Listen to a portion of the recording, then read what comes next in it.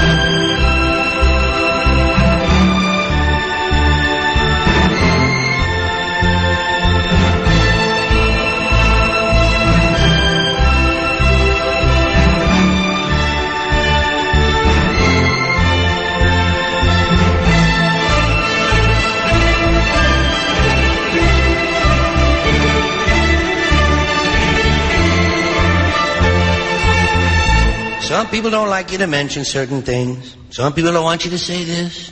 Some people don't want you to say that. Some people think if you mention some things, they might happen.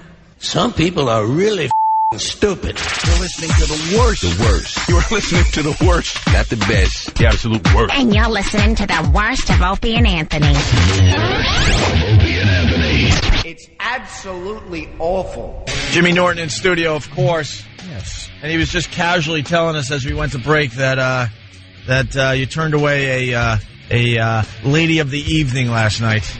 Yeah, my first escort that I actually sent away. Sent away. I told her to leave. I've never done it before. I wouldn't thought you would have. You're the kind of guy that no matter what, you've had some nightmare stories where women have come to the door and maybe not been very attractive, very young, And you invite them in, and they do what they're Absolutely. being paid to do. That's why I take a face full of humiliation. This one, I was on Craig's last night, and I got bitten. Oh, no. I got bitten by the lonely bug. Yeah. I wanted some company. You're trolling around. Yeah, and I found And one. you found one. Pretty, 5'11" What's the description? Okay. 5'11" blonde. There's 5'11" blonde. Picture, really beautiful. 5'11" right there would scare me away, thinking, dude. No, not the picture I saw. No way. Yeah. Just a tall, like, model type girl. Okay, blonde. Yeah. And that was all I cared about. That sounds good. Yeah, really. How about the body? Slender? Very, like 115. You saw pictures? Yes. Big upper half? No. Breasts No? not too large, waist trim, nothing major, just a small girl. And how old? Don't remember. Mid-20s, early 20s. The face was bleeped out. That's why they blocked the face out. But the body, if you look at... Oh, no. Oh, no, but I can I boy. can show you where the picture is. Yeah, but I'm just saying if the face was fuzzed out. I'm just boy. picturing it. That sounds like something that's pretty good. A butterface? No, they don't. A lot of times they won't show you the face, so I called the agency. Wait, can we guess why you turned her away? Okay. Leprosy. No? No, I'd share a cigar with her. So, wait, I wasn't paying attention because I was doing something. Where'd you find this girl? What were you doing? It was on... I was actually looking at sports scores. There you go, Jimmy. There's your story. I set you up, and then I was like, all right, wait, let's make sure we talk about Roger Clemens signing with the Astros, supposedly, and Sabres forcing a Game 7. All right, Jimmy is handing I was showing me Anthony. this. Just look it up in the search thing when you get there. No, where'd you find her? She was on Craigslist. Oh, okay. And I was... So 5'11" blonde, and she sent a picture, but her face was... She didn't send it. The picture was actually in the ad, and I called. It was an agency. And I hate the agencies. They're all such lying scumbags. All right, I know what happened. And are you going to guess? Search, choose type. No. What am I looking for? New York. Right. And then I go down to where? The personal lower services, erotic services. And I click that. Look up that name. Don't say it. Keyword. Yep, look up that name, and I'll tell you if I see one. Okay, let's see. Before we give it out on the air. Yeah. I don't even know if we should give it out on the air. I don't even want to give it out on the air. Yeah. Does this end with an H? Yes, it does. Your penmanship is horrid. I was busy. I'm talking on a radio which show. Which one? Oh, hold on. Which one? All right there? Mm-hmm. All right. Mm-hmm. That's it? That's it. All right, let me tell you something. So you got a picture of her, Ant? Smoking. Yeah, she's in a bikini. God damn it, now I have to... Go look, Opie. I'll take Now care you of have things to while you're look. gone. Her face is blurred away, But you don't care, right? but you don't care What is she, because a burn victim? There's nothing there that's going to be bad. that's smoking. Yeah. Yeah, she's really hot. It Too says, fitty. do you like tall, leggy, waif-type blondes? I'm nodding yes for people at home. Then I am the answer to your prayers. My name is Travis. And She looks like a real treat. She looks like, I don't know, a 9 or a 10. I'm 5'11", natural blonde with an incredibly slim body of just 112 pounds, of course. Perfectly toned with a gorgeous face. I am upscale and take care of men in the same manner. I am yours for the asking. Pleasure beyond your wildest imagination. Believe me, some guys can really imagine pretty Bet wild. we can. You'd leave with no head. Wait till she walks in and she's... Wait, I didn't know your wildest imagination included tape and a buzzsaw. I want to chop you up, put your body parts in cement, and dump them in the harbor. You shouldn't have ripped that lady. Indulge tonight. You will thank yourself in the morning. See her tonight. No, it's not okay to contact this poster with services or other commercial interests. yes. Yeah, because some people, hey, I want to represent you. There's a number there. I'm going to make you a star. How much, Jimmy? $250 250? $250 for how long? an hour. All right, I'm writing all of this hour. down. And you turned her away. $250 an Yes. hour. I know exactly why. I'm so let's out of try this. to guess why Jimmy turned away. Because as I'm looking, let me. $10, I got it. All right, what? You guess first. You guess first. I'll write down what I'm, just in case, so, All right. just in case you get the same thing. I'm looking now. Now the face is blurred out. Like I said, I want to ask Jimmy a question, but I don't want to blow it. I think it's really obvious. Did it have something to do with her face? Yes. Okay. All right. Kind of. I didn't want to. Kind of. E-Rock, do you have a guess? All right. Wait a minute. Wait. Obi's got an answer. I want an answer. I am very confident with my answer. The old bait and switch. Absolutely. That's exactly what it was. So obvious. Because if this girl's showing up at your door, you're not going to have a problem with her. Not even if she's missing an eye, an ear, whatever damage. I was thinking, teeth are out. Whatever damage that Fuzzy is covering up, you're not telling her to go home. Not even if she had an added appendage. You just take it like a man. What if it's Pitbull attack and it ripped half her face off and she's waiting for a face transplant? You put the sheet over her head and just doesn't matter. Who cares? I say a completely different girl showed up at the door. What did she look like, Jimmy? What happened? Here's the way I could describe her. She had a sweet disposition, and she looked like the Hawaiian version of Natalie from The Facts of Life. Oh my God! It wasn't even close. It wasn't even. And because 5'11", and the girl walked in, she had heels, and I'm like, well, she's a little bigger than the other girl, because I didn't remember the picture. And then she stepped out of her heels. And I was like, yeah. And she went, bump. It was like an accordion. She just caught. Well, what the hell did you say? She stepped out of her shoes, 5'11", 5'10", 5'9", 5'8". Yeah, 5'10", 5'6", 5'4". She's going down. 2.5. She jumped off her stilts. Right. And at first I was just... That's a model, is what it comes down to. Yeah. I was going to be the good guy. And I brought her to my bedroom because I had candles lit. And of course you did. You think this hottie's coming over. Then you go, follow me, fatty. No, she wasn't really that fat. Like, if I met her somewhere, like anywhere, I would sleep with her. But it wasn't what I want. I'm the customer. Yeah. So I said, I brought her in my room, and then I just got angry at the woman who I talked to on the phone, because I was going to go to bed. I have to get up. This was like 12 o'clock at night. So I'm like, look, I got to get up in the morning. I got to be responsible. I can't be hooking past 1. So I'm like, maybe I'll call you tomorrow. And the lady's like, no, she'll be there in 20 minutes. I'm like, she will? And she's like, yes. So the girl came 20 minutes later, but it wasn't the one I wanted. Yeah. So I told the girl, like, look, you're really sweet. The agency, she told me what her name was. I'm like, oh, you don't know that name? She's like, no. And I'm like, I know that's not you. And she goes, oh, no, so she didn't even try to say her name? She knew it wasn't. She knew, because she knew that I knew. And she was nice. She wasn't a liar.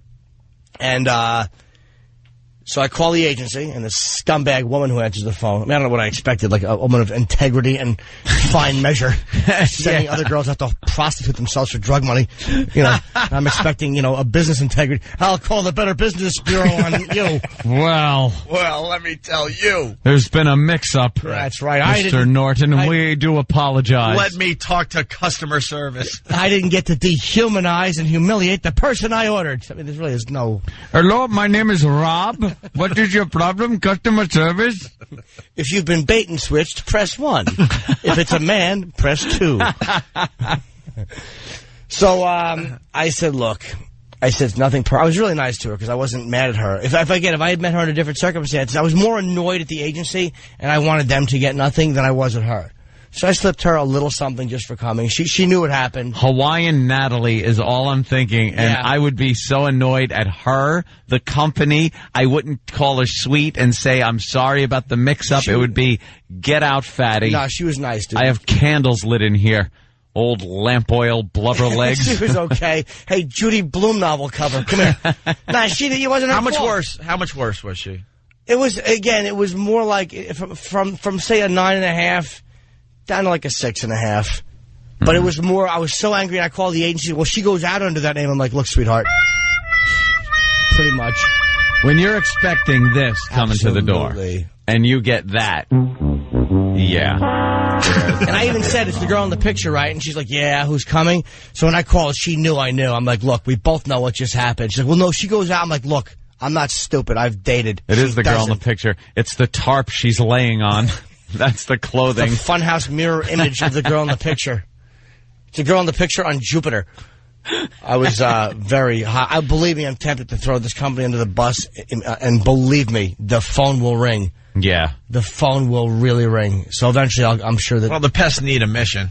They've been just hanging low lately, the O&A pests. I'm sure that they'll get one in Pal Talk. That is really nasty. Yeah, man, they bait the scumbags. How bummed were you? I was. Were you running around your apartment all excited because you saw the picture of this obvious Russian model? And then this thing shows up at your door. What's wrong? This is not. Who got my coffee? Oh, no. Oh, no. Oh, no. Oh, no. Coffee Diva. No. Coffee Diva's at it again. This is going to no. be a problem. Oh, no. He doesn't like his coffee, and one of the interns are now going to pay with his very Who life. put half and half in my coffee? Who put half and half in there? Yes, it is. Who put half and half? Yes, and it then is. they're telling you no, it isn't. I know it has Oh my God! 37. Don't tell him no. He's 37. How It's old are not you, skim Mister milk. Half and Half? If you say it's half and half, it is half and No, half. definitely, I can taste it. Let me But see. then- It's not skim Like milk. you, white and black. You're half and half. Exactly. You just naturally picked it up and bonded with it. Tries to make it as light as possible. Yeah, can I please have He scrubs a his medium skin at night coffee? just trying to scrub that black away. That little black that only he could see in the mirror. Trying to catch vitiligo. Skim milk with 1 sugar. Thank you very much. The milk must be as pale as you. That's right. Skim. Just think of yourself. Slender milk. Sam's getting killed today. Well, Sam should get killed with his Mad Magazine feet. His feet point out at right angles. How bad are your arches? He's pigeon-toed also, or No, whatever. they that's point called, out the other way. duck-toed. Oh, Hey, his feet are ragingly awful. Guilty Smash Spark writes on the instant feedback, don't blow by Jim's Judy Blume novel cover line. It was a No. good line. Thank you. Yes. Very What are we good. supposed to do about it? An applause break. Have a party? 20 like minutes of mine. improv on the Judy Blume novel line? Are you there, God? It's me, fake hooker. So Jimmy, now I know you pretty well. Now she went home and you got the addiction in your head. Yeah. It's Yeah, happening. you're all worked up You're all into worked a up. froth. You're lathering. So what'd you do? Pal Talk. You just went to I Pal Talk? I went did. to a video, online Yes. video conferencing for some Yes, I did. sexual satisfaction. So did you punish one of our fans?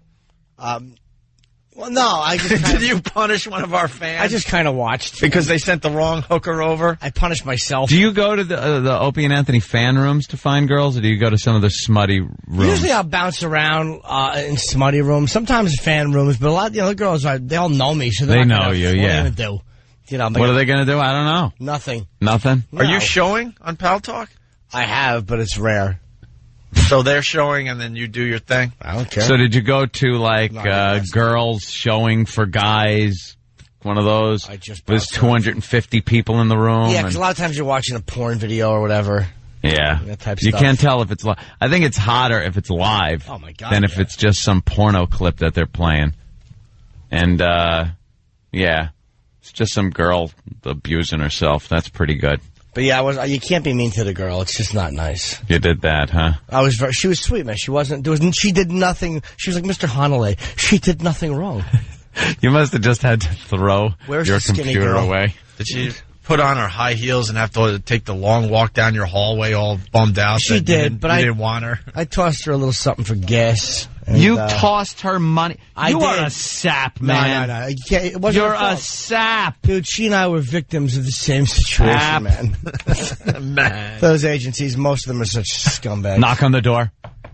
Here she is. Oh, no. I know, she ate the tiki. No, but Oh, no, that's not the one This- from the ad. we had Jason on yesterday in an interview that did not go the way we wanted it to, because we loved Jason, to be honest with you. That's He called from Rikers. It would have been a great interview, but Jay Moore decided at that moment to get completely naked in the dunking booth and jump on Bobby, who plays the no homo game we've discussed on this show. Well, Jay, Yeah. Jay also, we told him later, he didn't know that we really liked Jason. Jay Moore had no idea. He just unfortunately had bad timing with his bit. So like when you go to a place like that where you're spending real money, I mean, you're getting the person that you want. It's like, you're looking on the web for the person, that's the person you're going to get. Yeah. And I'm looking right now at a baby with an arm in the middle of its chest. I'm just looking at a 3-armed baby on the news. from some faraway Asian land. Do you fix that, or do you sign them up for every sport that exists? It's like, that is fantastic. It is 3 perfect little baby arms. You can play sports and hold your pocketbook at the same time. Get the audio of that. You have to leave it. Why do you take the arm off? I don't care. As long as he's healthy. As long as he's got 10 toes and 15 fingers. Wait, what? Oh, no, he's a mess. Oh, what is that hand? Oh, this kid's a mess. Oh, you could still use it for something. Like what? I don't know. The one You arm, could catch your own pitches if you're batting. the one arm is always in the... Like when you take your, drat, when you make a fist. And You make a fist and kind of swing it in front of you and go, "Go!" Ah! That's how the baby's arm is. 2 regular arms. And there's one that looks like little weird fingers. Yeah, like stubby fingers. Yeah. But at a show, you can clap while still eating popcorn. That's right. There's some very handy things. I'm applauding and eating a jalapeno popper at the same time. Top that. Except the one arm's in the middle of the chest, so the jalapeno is being snuck under the shirt and then up through the collar into the mouth. It's just creepy. We should get into a discussion on freaks after the break. Oh, The 2 little girls are probably grown by now. I'm sure they are.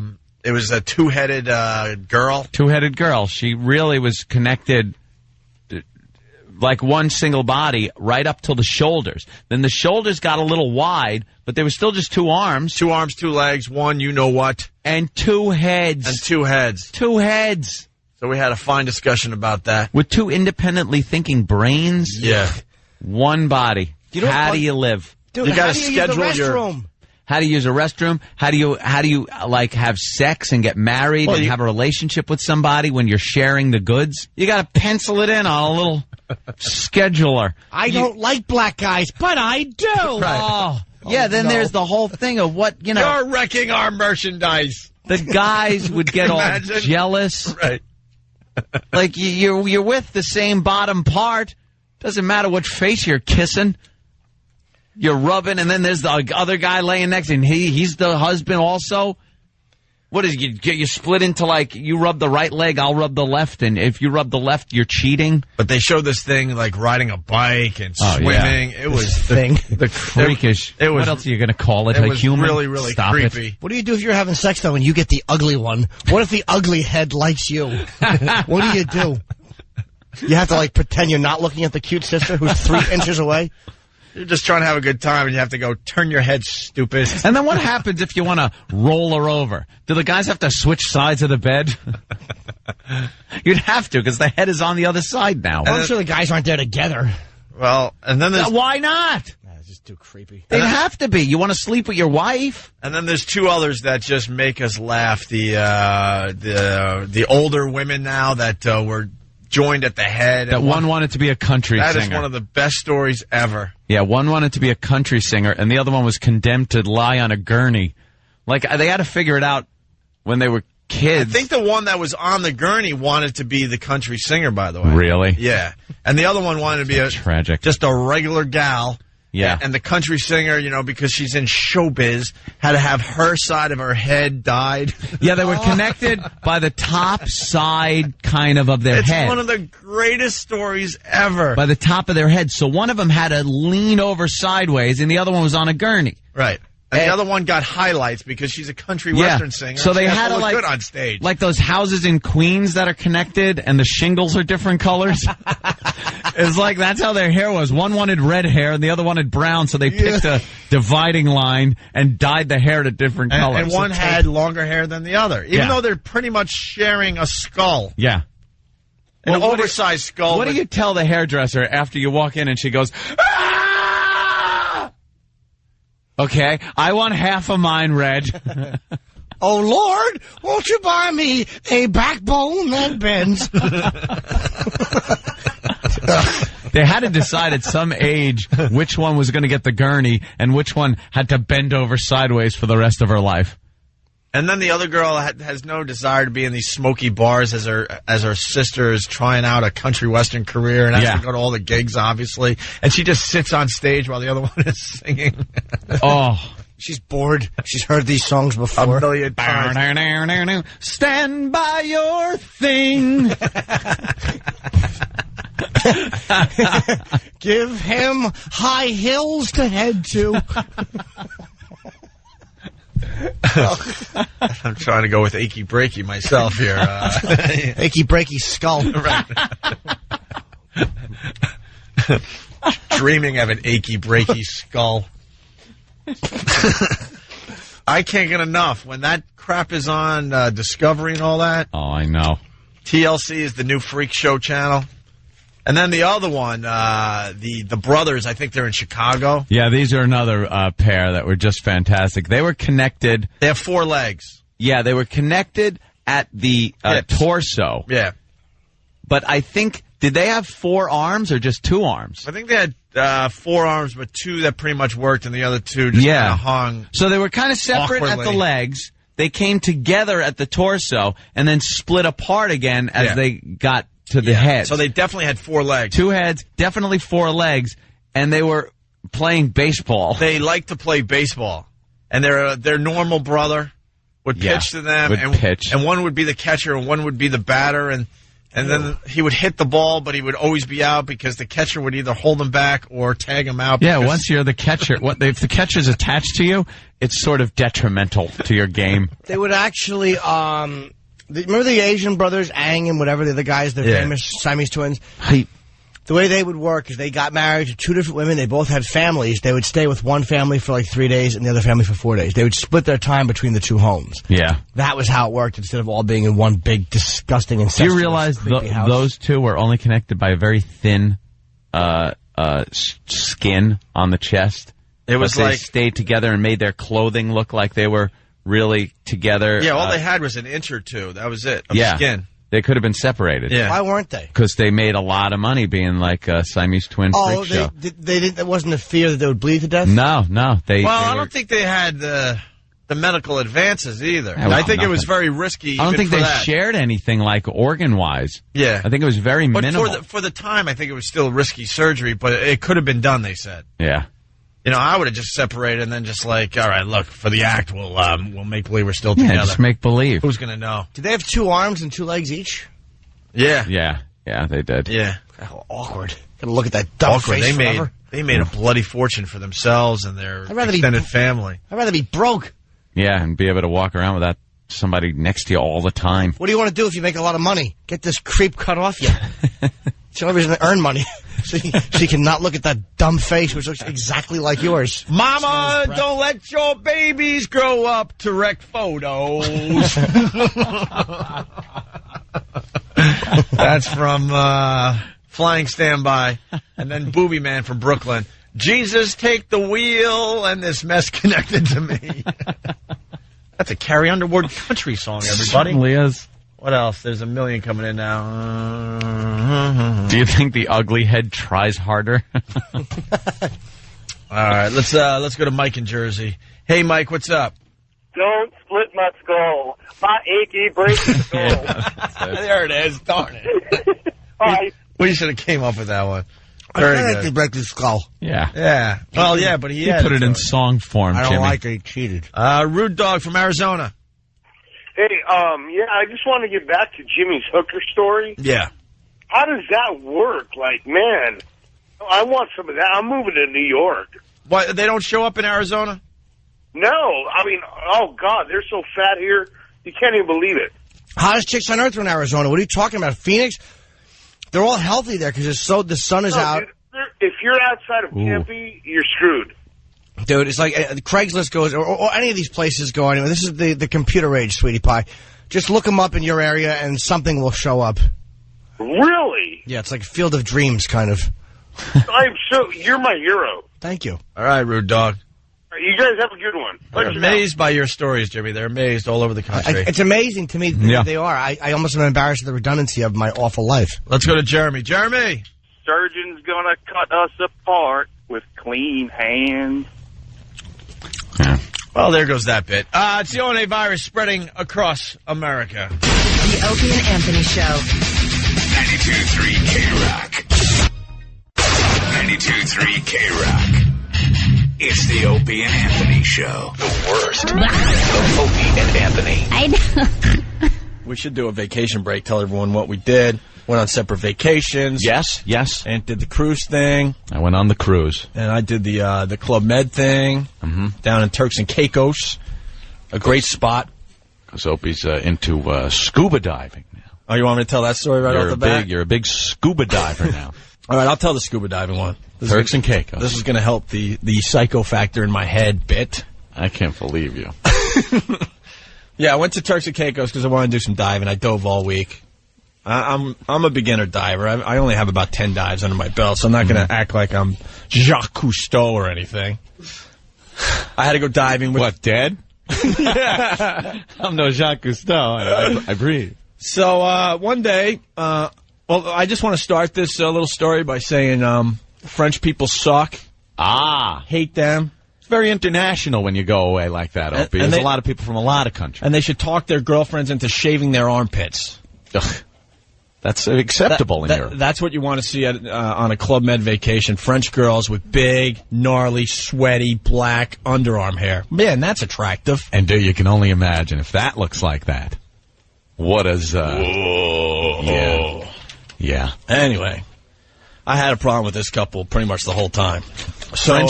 French couple, and they didn't speak English. Yeah, we. So I go diving. This was like midweek, and this is a good story. All right, so I start my descent to the bottom of the ocean. To the bottom of the ocean, Opie. Well, they only take you 60 feet, but that is the bottom where we're going. Bottom of that part of the ocean, sure. You know, and then you get to go over some ridges and stuff where it's a little deeper, but whatever. So you're with the guide.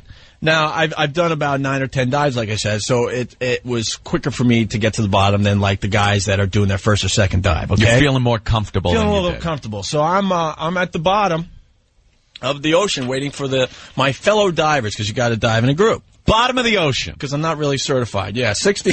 Got your tanks on. You're looking good. Yes. All right. And I'm just looking around at like the fish and stuff. Going, all right, cool. I can't wait to start the dive. Here comes the French guy. What is this, a group up point or something? You all descend to the bottom of the ocean? Well, I mean, if you want to get technical, you got to descend to the 15-foot bar for a while, hang out there, and then you drop from there. But eventually you're on the bottom of the ocean. Yeah, as soon as they said drop from the bar, it took me, 10 seconds to get to the bottom, more or less. Okay. Do a little equalizing, and you're down there ready to go. So I'm at the bottom, 60 feet under, and here comes the French guy.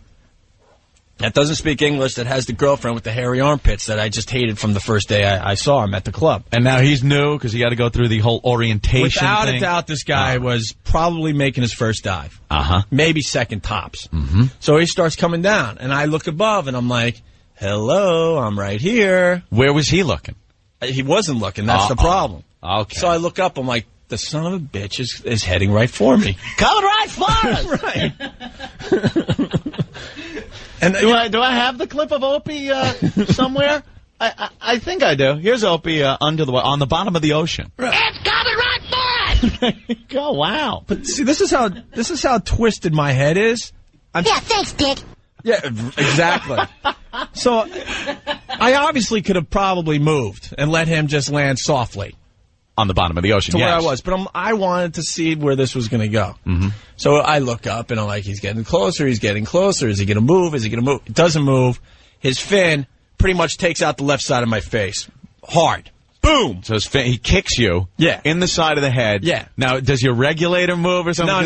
No, thank you're God. under there. No, because that would have been a whole different problem. Then we would have taken it on land. That's all I'm going to say. We would have. Okay?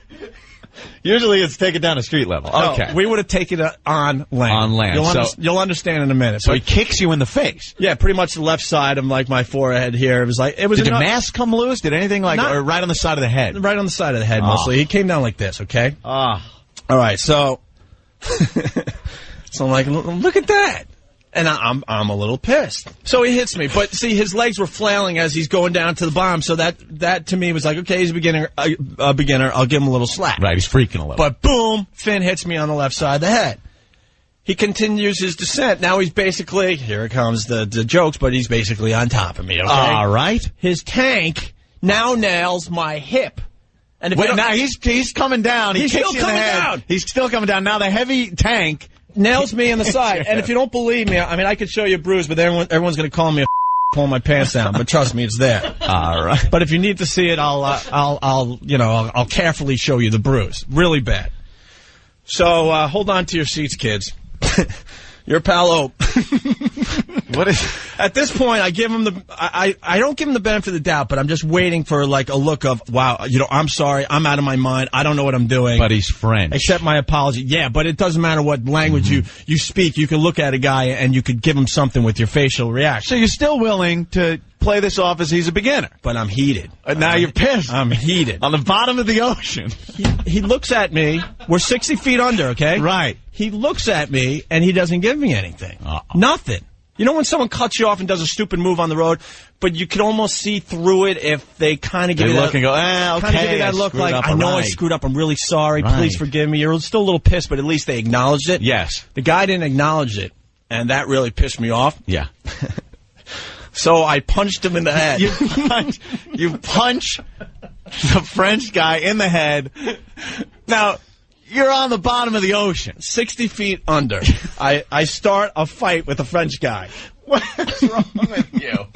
What is wrong with you? Every year I have to punch someone in the head because I was just thinking, it's been a year since I popped Paul in the head in the studio, Paul Bond. Wouldn't that have been funny if it was actually Paul Bond diving down and Opie punched him in the head? Now, where did you hit him? Right on the side of the head. All right, in the side of the head. You made sure you didn't hit his regulator or his mask. I was just going for the headshot. Or you didn't even care. You just happened to land on the side. No, I didn't care. No, because the rest of the body is pretty much protected with the vest and the tanks, and you got a wetsuit on, you know. So I pop him on the side of the head. Now, you're sitting there like, oh, my God, wow, you're so brave and stuff. Yeah, obviously it was a slow-motion fight because we're 60 feet under the water. Really get a good punch flying underwater. Even James Bond had difficulty in the movies. I couldn't get my weight behind the punch. Right. It was just kind of... But it made me feel good. Now, were you standing up at this point? Sort of, yeah. Your feet are kind of touching the sand at the bottom of the ocean. I was probably just above the sand. All They right. want you to stay off the bottom, man. Right, and away from the coral and stuff. Right. So, yeah, it was like a $6 million man fight. In slow motion, I punch him in the side of the head, the French guy. He proceeds to push me.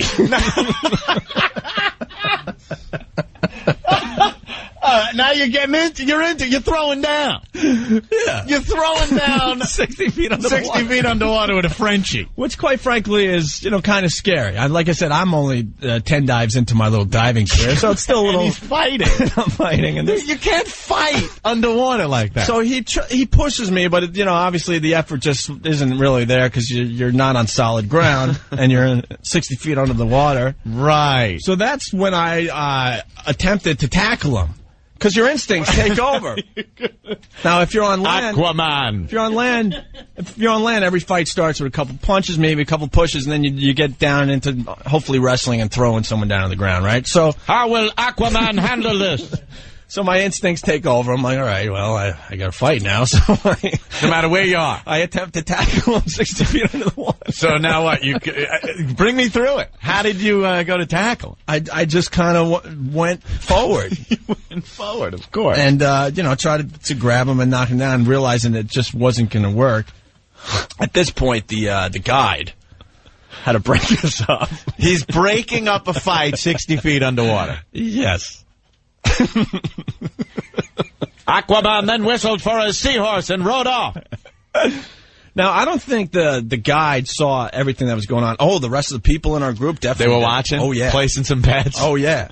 I'd have been like, this is the coolest thing I'll ever see underwater. I don't care if a goddamn mermaid swims by right now. This is a brawl.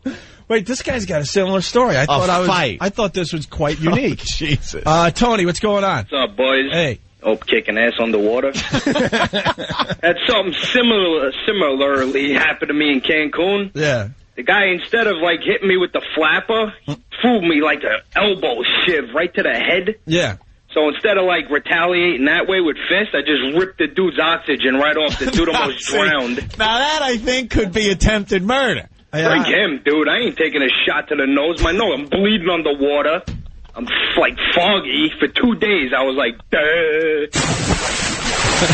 You know, and I think this type of thing happens more often than you think, because the dive guy, the guy that goes with you, he wants his group close together because he's got to, watch you. Got to watch everybody. And, some of these guys, when they're doing their first or second, I'm going to say it again, I'm only 10 dives in, but I feel a little more comfortable under the water.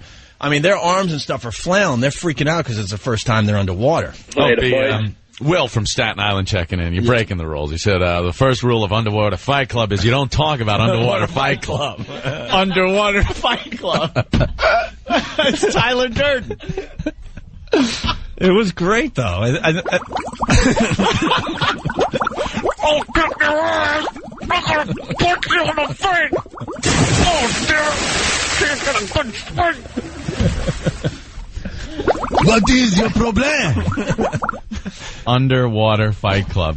So then the guy, he broke us up and we went on our dive. I'm convinced he didn't see the whole thing because I think he would have brought us all back to the top. And then the rest of the dive, any time he got close to me, I just kind of pushed him off. Well, I would stay away from you at that point, thinking you were a complete lunatic. All right. Who fights underwater? Now, every contact the guy made with you, Opie, was accidental. Careless, stupid, but it wasn't intentional. Every contact you made with him was intentionally to hurt this gentleman. Hey, I snapped. No. Water. No, because there was a bunch of other things I could have done. Turn off his air hose. That would have freaked him out a little bit. Jesus Christ. Did you take into consideration where you were when you decided then you were going to tackle this guy? And I can't believe he is tackling me. This lunatic? Let me make it perfectly clear. It looked completely ridiculous. You're right. Yeah. Nothing got done. There was no, no one really getting hurt. Yeah. It was just the fact that I snapped 60 feet under the water and punched a guy. It's probably like hitting him with like marshmallows or something. But you can't really get a punch going. So then the rest of the time, I would just give this guy the dirtiest looks around the resort. And he just acted like, his ass didn't stink. Well, he's probably right now on some French radio show going, and I just kicked his ass. I punched him so hard he got the blues. Jay Moore Buddy on the instant feedback, also wondering if you pulled any of the underwater Matrix moves, because you're kind of suspended there. You could have done the cool Matrix moves underwater and scared the pee out of him. My God! Oh no! It is Matrix. See, no damage was done. It was just the fact that I snapped underwater. Neo. It frightened me.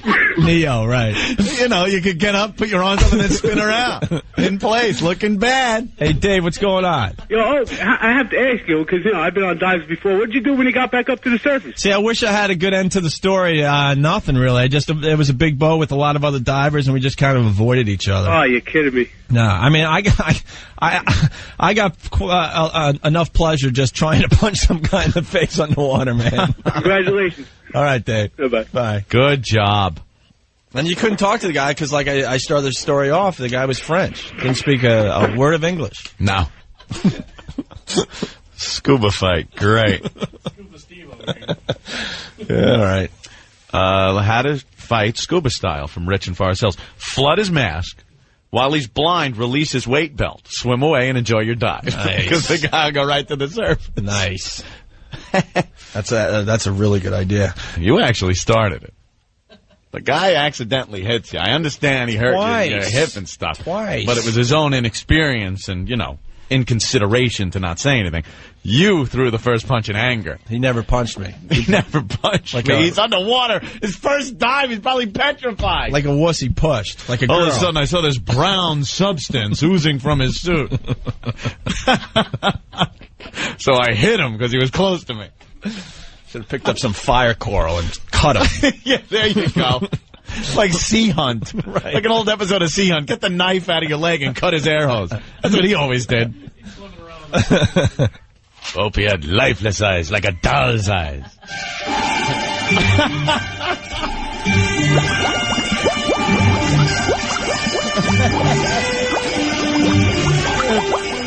Were you hearing the music, Opie?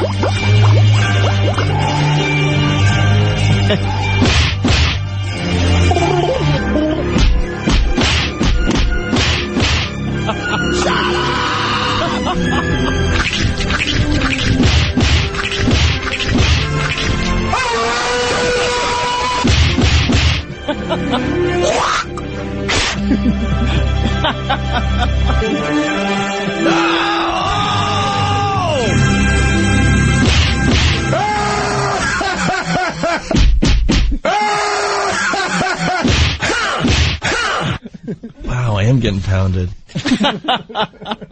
Oh, it's Opsky. And he ain't taking a napski. Oh.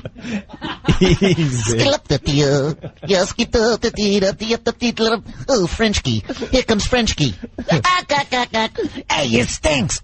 And your girl is hairy. Oh. So give it a left and a right. Scooped it you. I'll kick Brutus's ass. Popeye used to do some of that underwater fighting. Underwater, but he ate the spinach and like his arms would go really fast. And he can make his feet go and his pipe like a propeller and go like a torpedo into the guy. So why don't you do that? I forgot about that. Need me spinach. Listen to me. The human world, it's a mess. Yeah. Life under the sea is better than anything they got up there. The seaweed is always greener in somebody else's lake. It's a big mistake. At the world, the ocean floor, such wonderful things around you. What more are you looking for? Under the sea. Under the sea. Get on your hands and knees like a dog. That's it. Crawl around like a dog. Sure, they work all day. Out in the sun, they slave away. While we devoting full time to floating under the sea. Under the sea. It's the only virus spreading across America. It's the Opie and Anthony Show. 92.3 K-Rock. WXRK, New York. It's the Opie and Anthony Show. 92.3 K-Rock. 92.3 K-Rock. It's the Opie and Anthony Show. Hi, this is Chris Cornell, and you're listening to the worst of Opie and Anthony. Doing subpar radio for the last 10 years. What's that? What was that, Howie? Couldn't really hear it. I've been doing subpar radio for the last 10 years. That's a hell of a commercial. I've been doing subpar radio for the last 10 years. Well, Opie and Anthony haven't. We made our names in the same 10-year period, Howard. Howard's a hack that couldn't adapt. It's the Opie and Anthony Show, 1-866-313. We were discussing what we should talk about next during the commercials, and I'm throwing like dumb little things around, and Anthony goes, don't you worry, I got what we should be talking about next. I found a cute story. And we're going to handle this with sensitivity. And maturity. We've discussed male nurses before. I'm sure there are one or two of you out there that are normal guys that just decided to become nurses for some reason. Greg Fokker. Oh, right. He's a Seems male to nurse. be a normal... Right. Male nurse. But most of you are homicidal maniacs. I don't know why. You're creeps with white shoes on. Very creepy, usually overweight white guys with glasses, greasy hair. Beards a lot of times. Yeah, a lot big beard. Wrong. Mustaches. 70s porno mustache. Some type of creepy facial hair. And they just lurk from room to room playing God. You, I will kill. You, I will not. But this guy took it a little further. A male nurse forced an elderly patient to have sex hours after she learned she only had weeks to live. This guy, Albert Rampal, 55, attacked the 74-year-old in a mental health unit at this nursing home. And another nurse said the patient told her, "A man made me have sex. He said I must have sex." The woman, who had an inoperable brain tumor... That's terrific. That's terrific. Gave a description of her alleged attacker with a brain tumor. He had 3 heads and a tail and was from Venus. Apparently it matched Rampal enough where he was arrested. He was the only male nurse on duty that night also. Do you think he just told her, look, shh, it'll be over soon, potato brains? Old puddinhead. It's either this or the pillow over your face. You choose. Either you get to say goodbye to your family or it's over right now. I think he was just telling her the whole time he was doing it, come on, try to live it up a little. Try to live it up a little. Come on. There's not much time left. But a little something for me, honey. Why am I always the one to give? I change your diapers. I change your sheets. I want a little payback. Male nurses, though, the creepiest occupation ever. What's creepier? What's a creepier occupation for a guy than a male nurse? That's a great question. There ain't one. That really is a great question. How do you, as a man, look at a 74-year-old woman with a brain tumor and go, I have to have that. Yeah, I need that. Is anybody looking? And I need it now. And how do you function during it? She's like, how does that motivate you sexually? Oof. Yeah, How? Yeah, think of what that's got to look like. What type of mommy anger are you taking out on some poor, helpless old bag? I think you're making a point there. I think there's something... I'm going out on a limb, but I think there's something psychological going on there. Yeah. Not just sexual. All right, well, you could be right. Good old Albert Rampole, 55. Well, there you go. Just another one. Put it in the file of creepy male nurses and what they do. Can you read that other story that we were laughing at before the show? The it's barber. It's from the... What is it from? One of those advice columns? Yeah, It's these not- things are, Ann Landers and Dear Abby pretty much pioneered these. Now they just got everybody doing them. This is Harriet Cole, Sense and Sensitivity. Dear Harriet, I've been going to the same barbershop since I was 10 years old. I'm now 17, and I don't trust any other barber but this one. However, the last time I got a haircut, I could feel my barber's entire area against my arm. Is it a guy getting a haircut? Yeah, guy getting a haircut. Guy on giving guy? a haircut. This has never happened before. I quickly moved my arm out of the way, and I felt disgusted. I don't like the way anyone else cuts my hair. If this continues, I don't know what I can do. Should I say something to him? And she says, if you believe the barber is touching you inappropriately, chances are he is. I don't know about that. Nah, it's the price you pay to get a haircut. There's a close proximity that goes on between men at a barbershop. I usually go to a salon because I like a woman to cut my hair. I like a woman to shampoo my hair. Every so often, the gay guy shampoos the hair, and it ruins the entire experience. I'm paying money to have for an experience here. I want a nice shampoo with nice warm water and a girl's hands. Because then sometimes the girl won't just clean your hair. She massages behind your ears and your scalp and everything. Don't lie. The guy does the same exact thing. No crap, but you So don't what were want you it. doing? Dude. So what were you doing? So I'm like How all miserable tense. are you?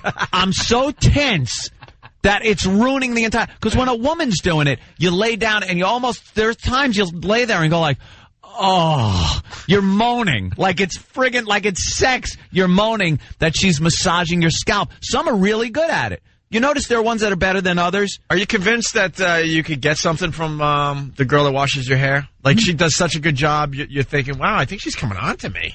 Oh, like she's digging you or something? I thought You it meant almost like shampoo aids. You almost want to catch something. You almost want to ask for a number or something. You're like, wait, is she coming on to me? They're good, and there's the perk in the summer, especially when they're wearing the loose tank tops. They lean over you, and you kind of get a view, and then you're getting a massage on the top of your scalp, and some of them, like I said, really do it well. Right. When I go up and it's like, oh, Brad's going to shampoo your hair, I instantly get tense, and I feel like, now I just want this over with as quickly as possible, like a prison rape. I lay down and just let it happen and think good thoughts and end it as quickly as possible. It's the price you pay for a good haircut. Sometimes you got to get the old beanbag on your elbow. I don't want a beanbag on my elbow. You want to look good? Take a face full of discipline, son. No. It's the way of the world. Sometimes you got to take a beanbag to the back of the neck. It's just... They got to get in there and make sure they're cutting your hair right. He's talking, he's shampooing the hair, and it's like, do you want a cream rinse? Do you want some conditioner? No, just shampoo. I don't even use shampoo. Just wet my hair down. Finish this immediately. When I was a teenager, I used to get my hair cut by a barber who used to sell like stolen sweatsuits out of the back of his homoerotic shop, and he was 400 pounds, and he would press his bunt on me. He couldn't press anything else because it wouldn't reach. It was in the way, so it just had the belly area. It was like his lower stomach against my arm and shoulder. And I didn't realize at the time it was like kind of homoerotic, but as I got older, I'm like, yeah, that was kind of creepy. Yeah, very creepy. But there are certain things. I remember my mother would work at a salon. She was a receptionist at a hair salon back in like the 70s. And the hairdresser guys back then were all these Warren Beatty shampoo from the movie Shampoo wannabe guys with the shag haircut and the tight pants. Looks like he has an armadillo in his pocket, kind of thing. Yeah. And they were all like trying at least to pull off that they were incredibly heterosexual by trying to put the make on all the girls in the place and everything. And when they cut your hair, they like arch their back so their junk area is as far the furthest point forward on their body. Well, they gotta focus. So they could get like the long distance. Right. They're getting the long distance look on your hair. Yeah. But by that, the junk is like, what the hell? Use it to hold the scissors at least. Put it to work. It's just kind of hitting me in the back. It's the old beanbag to the back of the neck. No. Women. I want women cutting my hair. Well, of course, you know the woman with the nice sized chest, trying to keep it clean over here. Something like that. The shampoo. Who doesn't love a little brush? A little brush when they come around as they're brushing and cutting. Yeah, they're cutting. They come around to the side, and you feel a little brush on your shoulder. That's nice. You know, you don't lose your mind, right. But you go like, oh, if it's a guy, the whole experience is just uncomfortable. I don't want to talk to him. I don't want to like touching anything. Let's go to Chris on Long Island. Do you hate when you're getting your hair cut by a guy and he has to get to like the back part of your head and instead of moving around the thing, he kind of just grabs your head and pulls it down? You got a face full of armadillo. Never quite had that happen, All Jimmy. armadillo knows. Usually when they go to cut the back of my hair, he goes around behind. Is that normal? It's not grabbing your head and pushing it forward and then cutting the back of your head. That's the way my guy would do it, but it was just easier because like I'm in the passenger seat and it'll be very hard for him to get around to the Yeah, exactly. It's just a new technique. And so they don't have to wipe the hair off of any clothing. You should do it nude. That was exactly what he said. He said, I don't want you to get itchy back. So Right. let me put this on it instead. Hey, let's go to Chris on Long Island. Chris. Hey. Hey. Done with the haircut, the guy takes off the little cape, puts on a hand massager, and starts massaging my shoulders. What, one of those oldie time hand massagers? Was it in a cylinder on the back of it? Yeah. Strapped on with a couple of wires to his hand. Dude, was it on a regulation like barbershop? Yeah, it was right in Smithtown. The stuff where the kind of place with the blue water and the cones in it? Oh, God. That old place, because that there is nothing creepy going on in there. Those type of haircuts are fine if you go into a barbershop and there's like a 60-year-old guy cutting your hair. I haven't been to one of those since I was a kid, but that always was just like a regular haircut. But as you get older and into your teens and stuff, you want a woman doing everything, doing the shampoo and cutting your hair. Let's go to Matt in Jersey. Matt. Hey, how's it going, guys? Hey. Wanted to say, first of all, I love your show. I listen to it every morning. Thank you, sir. Thanks. And when I go get my haircut, I go to a nice salon, and my barber is pretty big, and his stomach is just, like, laying on my arm every time he cuts my hair or on my back or just, like, up to my shoulders. He must give good haircuts if you keep going back there. Do you smell your arm when you leave? It's called, like, belly sweat. Belly sweat. Do you know I had to go to I had to get a legit massage the other night because I hurt my shoulder, so I went to this place right around the corner from the cellar, and it's an Asian place, but they're great. Like, no, it was real. I mean, legit, yeah. Oh yeah. I mean, I was in real pain while she was doing it. I mean, that means it's good. It was like nuts. And Bobby Kelly, I'm talking to, and he's like, yeah, dude, because his girlfriend works at a salon, and he has a gay guy massage him. Why? I don't know. That's a field day for a gay gentleman. Not on Bob's body. No, not on Bob. You're right. What? Bob Kelly has a gay masseur do his massages. And Bob recommended him to me. Bob's like, the guy's great. Yeah. He knows what a guy wants. Yeah. Is he? Is he great? I would like to know. That's all I know. I haven't gotten any details from Robert Kelly. But well, let's get Bob Kelly on Yeah, we'll the have to phone talk immediately. to Bob. Let's try to get him on right now. he has a gay gentleman massaging him. We're trying to get a hold of him right now. But first, we got Club Soda Kenny. Kenny had a little story. He has a little story. He's going to try to keep it clean for the radio, or this half of the radio. Go ahead, sweetie. Yeah, in a past life, my alter ego may have arrested a gay barber, and his MO was he gets you in a chair and insists you read a dirty magazine, and when you had the magazine... Wait, but right there, wouldn't you just get up and leave? No. Not if you're... Why? It's kind of entertaining. He insists, though. It's like, we got some magazines over there. It's not like he has a pile of magazines in front of him. Like, we got, Sports Illustrated. It might be inappropriate if he's pulling Rolling Stone. Copy of highlights out of your hand and then putting a Playboy in there. I can understand that, but yeah, something like Sports Illustrated or something. He's insisting. If it was one of the choices, then you're like, hey, this is something different. Yeah, I'll check out the Penthouse. But he's insisting. That's my first clue that something is a little weird here. Sir, I'd rather just sit here. Read it! Right. All right. I insist. Right. And read the third forum letter. Out loud. As the guy was sitting in the chair and he would have the magazine in his lap, the barber would point out pictures and just accidentally rub through the magazine. Oh, like, hey, look at her. Right. And since it's in your lap, by pointing at the magazine, by proxy, he's kind of doing inappropriate contact. Right. And then he starts cutting your hair, and he's rubbing himself against your elbows as he works his way around the chair. Well, was he good looking? No, he was an old man, like a chicken hawk. Chicken hawk? How do you know that expression? Come on. And then former life. The ultimate goal was to get the guy in the bathroom to service him. That was the payoff. All right, fair enough. Well, that was the barber's goal? Yes. Was to get, to do any servicing or get servicing? No, he would do the ultimate service. Oh, wow, that's haircut and that? Yeah. Well, how much? Where is this place? You got to soak your hog in the blue stuff they put the comb in. A haircut and a... Yeah, that's what they do. Blow dry your hair, of That's course. what they call Don't it. bow out. Come on, I was talking about the... Relax. Yeah. That's what they would call it. Because they blow it out after they cut it. Of course they do. All right. Yeah, with the dryer. Hey, when I was working at WBAB, there was an advertiser. This guy owned a business where you got your hair cut by ladies that were topless. That's interesting. And then I think the guy got arrested eventually for prostitution. Of course. In the back room. And they wanted them to be a huge sponsor on my Nighttime Attitude on WBAB. And these guys would go there. I would turn on a lot of listeners to this place, and they would go there and get the most horrific haircut. Bold haircut? But they didn't care because it was done by a girl that was topless. Did Elo go there? Yeah, exactly. Yeah, she was topless and blind. Do you know that when I was doing it, when Pugs and Kelly in Dallas, our friends in Dallas, I told you one of their sponsors was a brothel. And the brothel, I was doing radio there one time, and they hooked me up. Of course they did. And they got mad at me, because I gave them a stellar review. Mm-hmm. But I was joking, and I was like, yeah, like the whore at the brothel. Just joking around, like, later in the show, and they got really mad. They were going to yank their advertising, like the nerve. Because you said whore? Yeah. What do you think you do in a brothel? It works there. So I think I cost P&K a sponsor, so. At least you got a little something. I certainly did. Bob, what's going on with this gay... masseuse.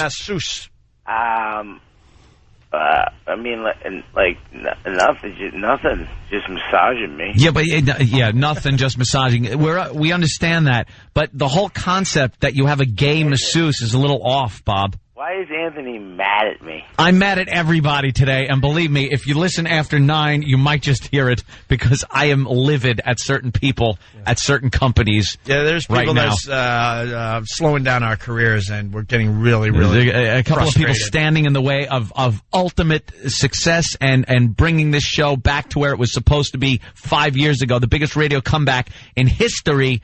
And there's a couple of a-holes standing in the way. Because we got people that don't understand the big picture. And they will be dealt with, Bob Kelly. They will be dealt with. So what's up, Bob? First of all, it sounds like you're just waking up. Yeah, man. I just went to bed like an hour. Of course he did. He's a stand-up comic. Well, Bob, I threw you under the bus horribly. We were talking about massages and stuff like that, and I was talking about going for one, and I was just saying that how you have that your girlfriend hooked you up with a gay gentleman, and that you recommended him to me. I know, and I should have recommended him to you with a wig, and it would have been fine. Hi, Daddy. Hi, Daddy, Jimmy. Now, why you feel comfortable with a gay man massaging you? You know what? It's very open-minded of you. I didn't, but I lost feeling in my pinky from that driving. Like I had that car. You went to a gay masseuse because you lost feeling in a pinky? Where did he put it, Bob, that made it feel better? The shocker. Let me just clench up. That'll help your pinky feel much better. Boy, I feel silly with my arm hanging out like this. I can use a weird technique. You use strange muscles to massage with. I can understand if you lost the entire feeling of your lower half, maybe, but you lost feeling in your pinky, so you said, you know what? I know what I have to do. I have to go to a gay massage therapist. If you were Christopher Reeve and he told you could walk after this massage, then I'd consider it. Is it bad that he massaged me in the closet on my knees? No. As a matter of fact, it'd be bad if he didn't. All right, so why the gay massage therapist there, Bob? Well, my girlfriend. Hey, we're on regular radio, too. Oh, boy. Oh, boy. I hope Tourgasm isn't filled with this type of potty talk. Oh, my God, I forgot that you guys That's all right. FM now. Let it rip. Why the gay masseuse, and how do you feel so comfortable and not tense? I had this really bad problem. My half of my arm was numb, and I didn't have it for a month. And I figured that I went to like a couple women on the road, and they didn't, they didn't fix it. So then I figured... But a doctor. If half your arm is numb, perhaps you had a stroke, you idiot. I was paralyzed on my left side, so I didn't have medical insurance, so I said, could you rub this out? So I... Bob has the worst logic. No, actually, this is the truth. I honest to God, I heard gay men are magical. That's like fairies almost. Yeah. What, Bob, so he massaged you. Now, what was the difference between his massage and a woman's massage that made you going back? I got No, you can't. All right, enough with that. And he did too. No. Two men becoming excited. That's fair enough. Now, Bob, really, honestly, without trying to be Mr. Funny Bob Kelly, what's the difference that makes you keep going back to a gay man instead of a woman? Oh wow. Okay, ask that question again. What is it about? My God. Why do you go back to this gentleman instead of going to a woman? What's the difference between the massages? Why did I go back to him? Time and time again, yeah. A few times? Yeah. Yeah. His hands were strong. Strong hands. And you know, Anthony, I don't know if you have this, and you might want to go to this guy because you sound a little stressed out today. Yeah, I am today. He has there's trigger points in your back. Yeah, one in the very, very lower part of your back. It's a trigger point that turns you gay. Yeah. As soon as it's pushed, your dignity just releases. I'm not as worried at the trigger point as I am with the magazine point. You know, where the clip goes. Wow, Anthony's really mad. All right, well, I'm just letting you know that there's trigger points in the back, on your back, and you need, this guy was, a pretty strong man. And I needed somebody strong to get the trigger points out. Is he in shape? Yeah, he had that kind of, like, gay in shape, where the forearms were real veiny. Oh, Jesus. And you enjoy this? Did I enjoy it? Yeah. Well, was that Ope? Yeah. Yeah. Can always tell Ope. Give me back my camera, by the way. I know you have two and you don't even realize it yet. You're the last person that saw my digital camera. Give it back. Oh, no. You know what? I didn't take your camera, but it is gone. You don't leave anything at the cellar, and the friggin' Arabs take it. Great. I left a light from a... Well, could you tell the people at the cellar, they can have my camera. I need the memory card back. There's some important pictures on there. Oh, and maybe one picture that could get me in a lot of trouble. Yeah, let me work it out. All right. The thing's erased. You just want the card back. I just want the card back. You could probably, if Jimmy talked to Ava, that you'd probably just say, hey, they want the card back, and they might give it back to you. All right. Well, it's not the cellar. It might be one of the kitchen thieves, but, Ava would give it back, of course. All right. Do we have anything with Bob Kelly here? Are you failing miserably today? We woke him up too. We didn't give him enough lead time. Yeah, woke him up. We want to know like, about what? Gay man, massage, You decided to go to a gay massage therapist. We're trying to get something out of you, but you seem a little tired today, Bob. Yeah, well, there's not really that much you're going to get out of me when you're talking about me getting rubbed down by a gay guy. I might as well just tell you about me getting molested by my sister. Ooh. All right, Bob. Did that happen? Oh, you... Oh. Sorry. Ass. You are just an ass, Bob. Bob, we got to say goodbye to you. We'll get the story another day when you're awake, okay? All right, thanks. Buy hot stuff. All right, we Bob, one of the square pegs that don't quite fit in the round hole here. What I'll do is Some people can, he can't. I'll go to to his masseur. I'll give you a report. And maybe you give us a report on what is so good about that. Now, if you just look at it as a Vulcan without any emotion involved whatsoever, you can almost see how he would like the stronger massage. But then you just go to a big Helga-like, German woman. Yeah, Polish broad. Yeah, Polish broad. Some woman with big hands and no sexuality. Yeah. This little woman I went to, this Asian woman in this place, they do like foot and back stuff. I mean, her fingers, I was almost screamed at one point where she was digging into my, where the shoulder blade and the back meet. Oh. So, I don't need a man. I don't want a man would have killed me. She was strong enough and that was fine. Yeah. Yeah. The little Asian people, they're the best. All right, we should take a break. It's the O&A virus spreading across America. Blah, blah, blah. The Opie and Anthony Show. 92.3 K-Rock. 92. The Opie and Anthony Show. Hey, this is Colin Quinn. You listen to the worst of Opie and Anthony, and the best is Lady Di and Marion, so you can imagine the worst.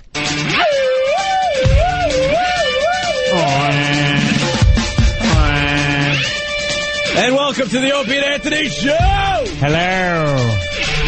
Good afternoon. Who are you? Just a friendly little...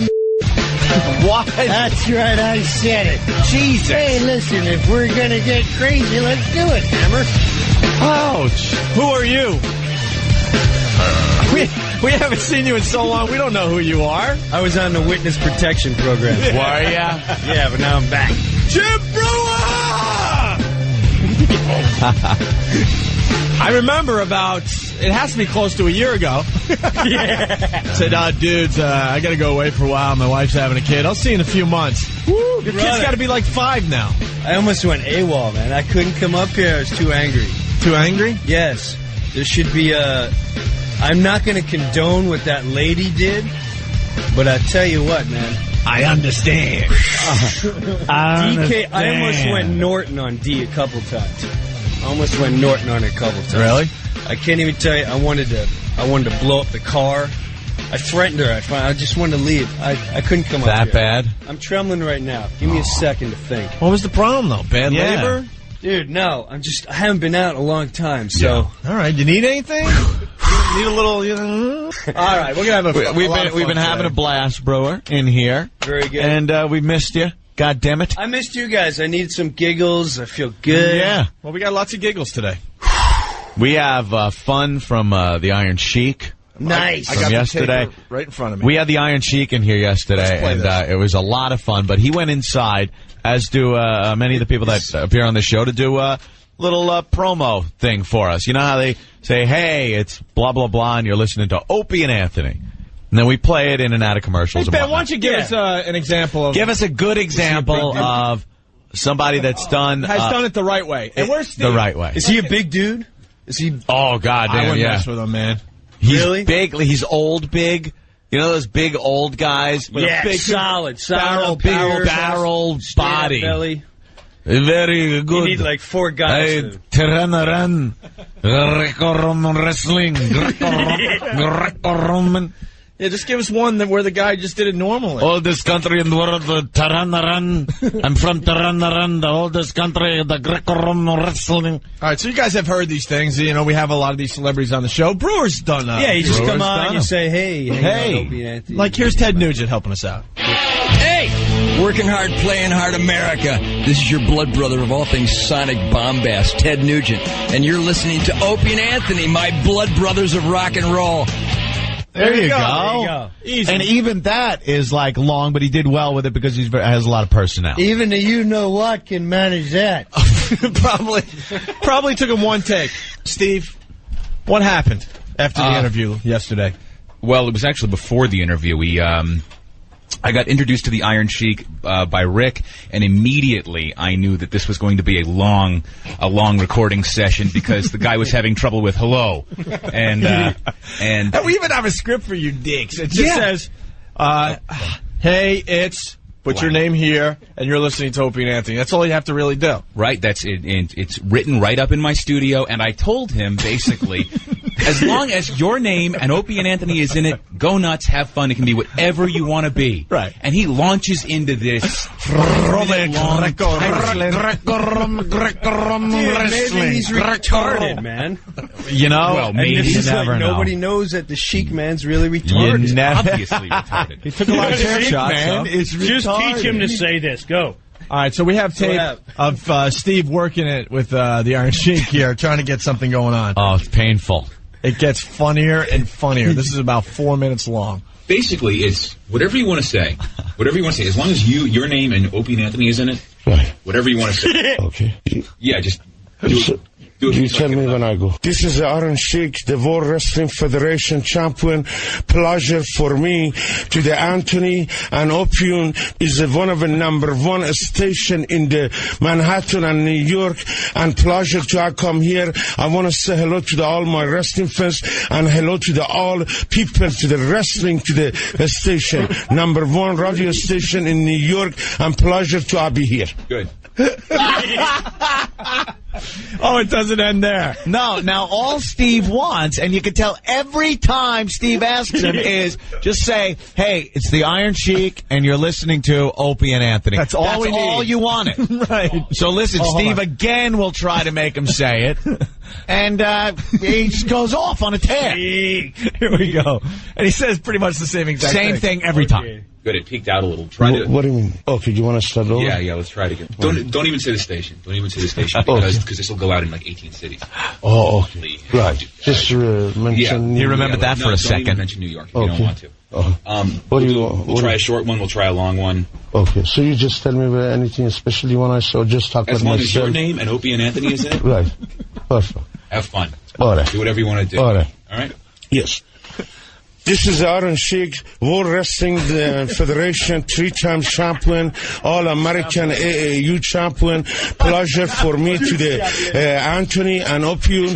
Bring me here to New York to I say hello to all my wrestling fans and everybody know I'm the real Middle Eastern. Come to the greatest wrestling country and most famous city in the world, Manhattan, Madison Square Garden. I come 3 times champion. I want to say hello to all my wrestling fans, especially all American and also my Iranian friend. خدمت همه شنوندگان ایرانی عزیز سلام عرض میکنم. همه دنیا آرون شیخ خسرو وزیری رو میشناسن.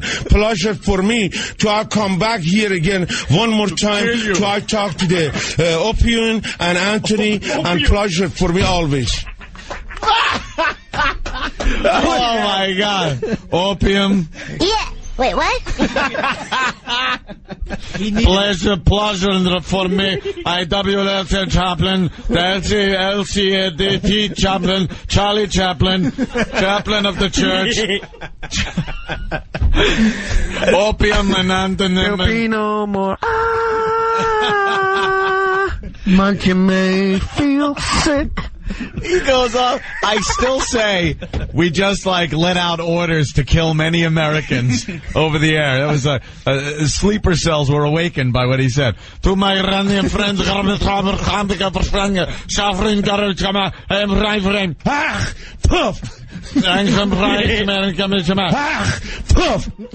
That's him spitting. Puff. What do you think of America, Sheik? Puff. Whoa. I can't catch my breath. So that's what he did again.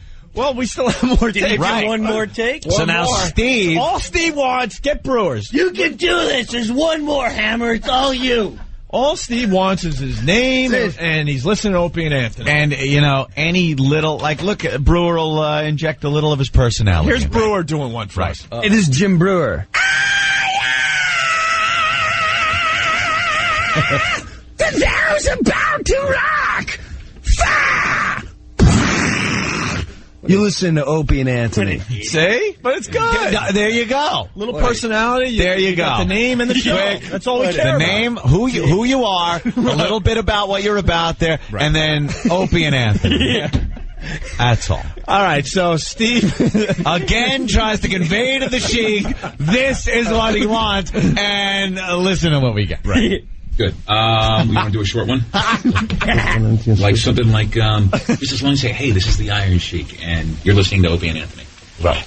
I just want to say hello. This is the Iron Sheik, World Wrestling Federation champion, Olympic champion, AAU champion, and this is the #1 radio station in the world. To you people, very, very be happy to listen to the Opie and Anthony, one of the greatest stations in the New York. I want to say again, God bless all my wrestling fans, and have a good day. Better.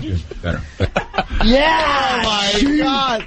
Just the Iron Sheik. Take it off, Hammer. Take it off. God damn, is that funny. We never had that much trouble trying to convey a very simple thought to another human being. Okay, I just want to say everything I just said. Pleasure for me to Opium Anthony. I want to thank Flying Carpet that brought me here. I like the camels. I like the sand and turbines. It's great to be from Tiranaran. Great country, biggest country, oldest country in the world. I see you, champion. There you go. I jump on the trampoline. I am a trampoline of what the frig is the Sheik saying? Mr. Sheik, can you order my food for me, please? Great. I need number 4, please supersize to Greco-Roman size. I need a big Coke. Give me the curly shoes to go with my curly flies. Mr. Sheik, will you please introduce our next nominee? Great to be here. Happy to be at the Academy Awards list and the Best Actress Award. And I could award this because I'm the best wrestler. I was WCW champion 20 years ago. I was ABC champion. I was ACLU trampoline. I jump on trampoline. I'm the chaplain, Charlie Chaplin. I'm the chaplain of the church, and I champion. Mr. Sheik, we have a special guest here at Shea Stadium. He's going to introduce our first battle of the game. It's the Iron Sheik. Great to be here. Wonderful city to breathe. Shea Stadium is very close to Madison Square Garden, where I fought many years ago to become champion. Greco-Roman trampoline. Great. And Opium and Anthony. Opium and heroin. Great drugs for the children to take. And the guy would not stop. We got another minute 20. He's unstoppable. Okay, so Steve then goes, okay, look, dude, help us out here. I got a lot of work to do. Yeah. Steve's a busy man. Say your stupid name and Opie and Anthony. Dude, I just want to ride the high. All right, here we go. Better. You want to just try Opie and Anthony? Again? Yeah, just say Opie and Anthony. Opie and Anthony? Okay. I just want to say, pleasure for Iron Sheik to come from oldest country in the world, Tehran, Iran, to the New York City, to I do the interview with the Opium and Anthony, one of the greatest radio station in the world. And I want to say hello to all my wrestling fans. Good, that was nice. You're so full of crap. Oh, I know. Now I see exactly, Opie. Did you see what Steve was trying for here? Yeah. He's going to piece it together. He goes, look, just say Opie and Anthony. He goes, just go Opie and Anthony. Then he's going to ask him to say another thing. He'll piece it together. He'll say, he's the Iron Sheik, Opie and Anthony. Right. All pieced together. And he couldn't even, how much more clear do you have to be? Just say Opie and Anthony.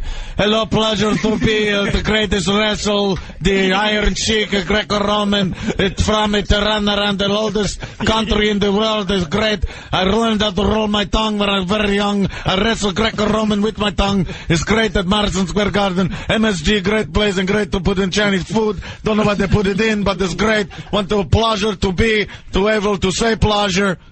He's like, you asked him to say the name. All right, so here's take 5, I think. Holy Jesus. We're almost done. It was a nice short one.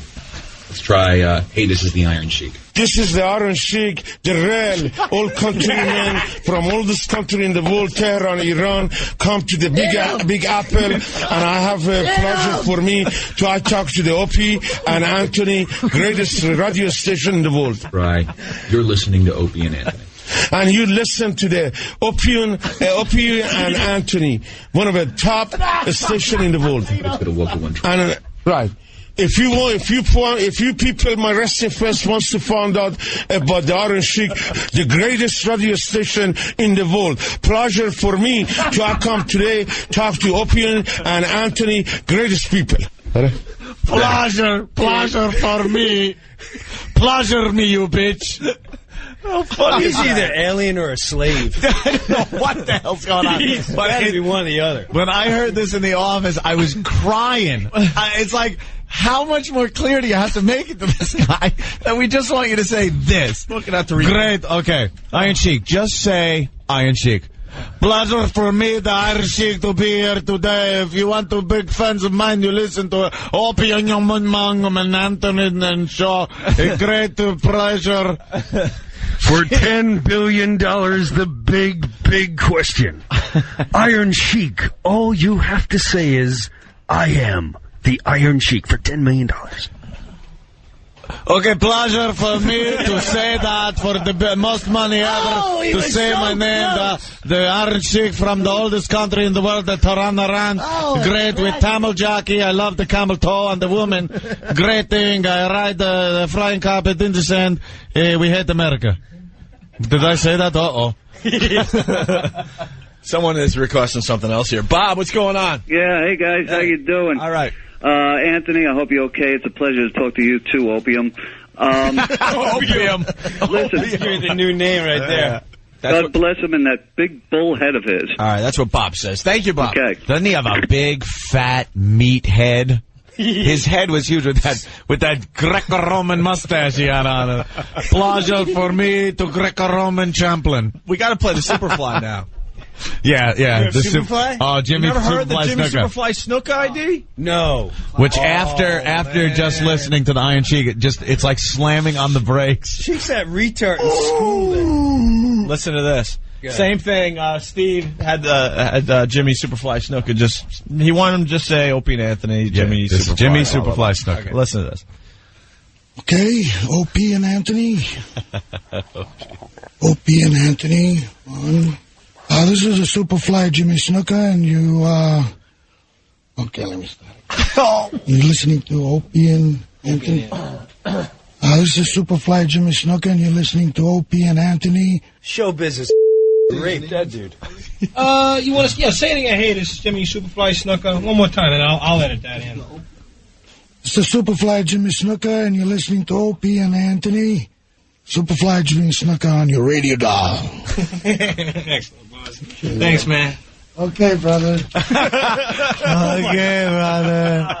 Okay, brother. Jimmy Superfly Snuka on your radio dial. I think Iron Sheik beat him. Show business is rude, bro. Oh, well, it just goes to show That's you. what he does for money. Slam your head harder. He calls himself a sheik.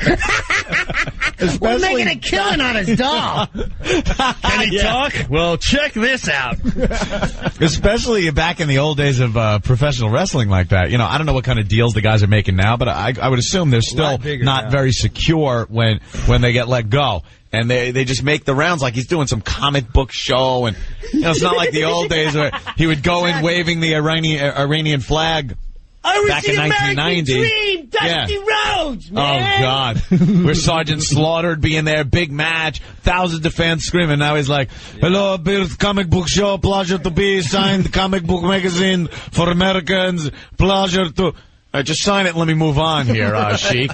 I got Knight Rider down the way here. I got to have David Hasselhoff sign. I got to go. You're holding me up. Yeah, that's right. You're holding me up. Gidget's sign of my friggin' comic Probably book. made him somewhere. Here's a 19-year-old heroin addict. I just want to be a wrestler. Built him. Come with me. Great. Keith? Keith has a good story. Keith. Hey, what's going on, fellas? Hey. Pleasure to talk to you. Pleasure to talk to you. we were hanging out. One of my buddies is an independent wrestler. After the show one night, we're hanging out in the bar. He keeps the bar open till 4 o'clock by signing autographs for people. And then he decides to go back to the room. We're drinking Heineken's. I called the guy a jabroni, screwing around with him, and he chokeslammed me on his bed. On his bed? Holds me down and won't let me go. Won't let me get up. My buddy's cheering him on. The guy, he's insane. The guy is literally Pleasure insane. to be raping you.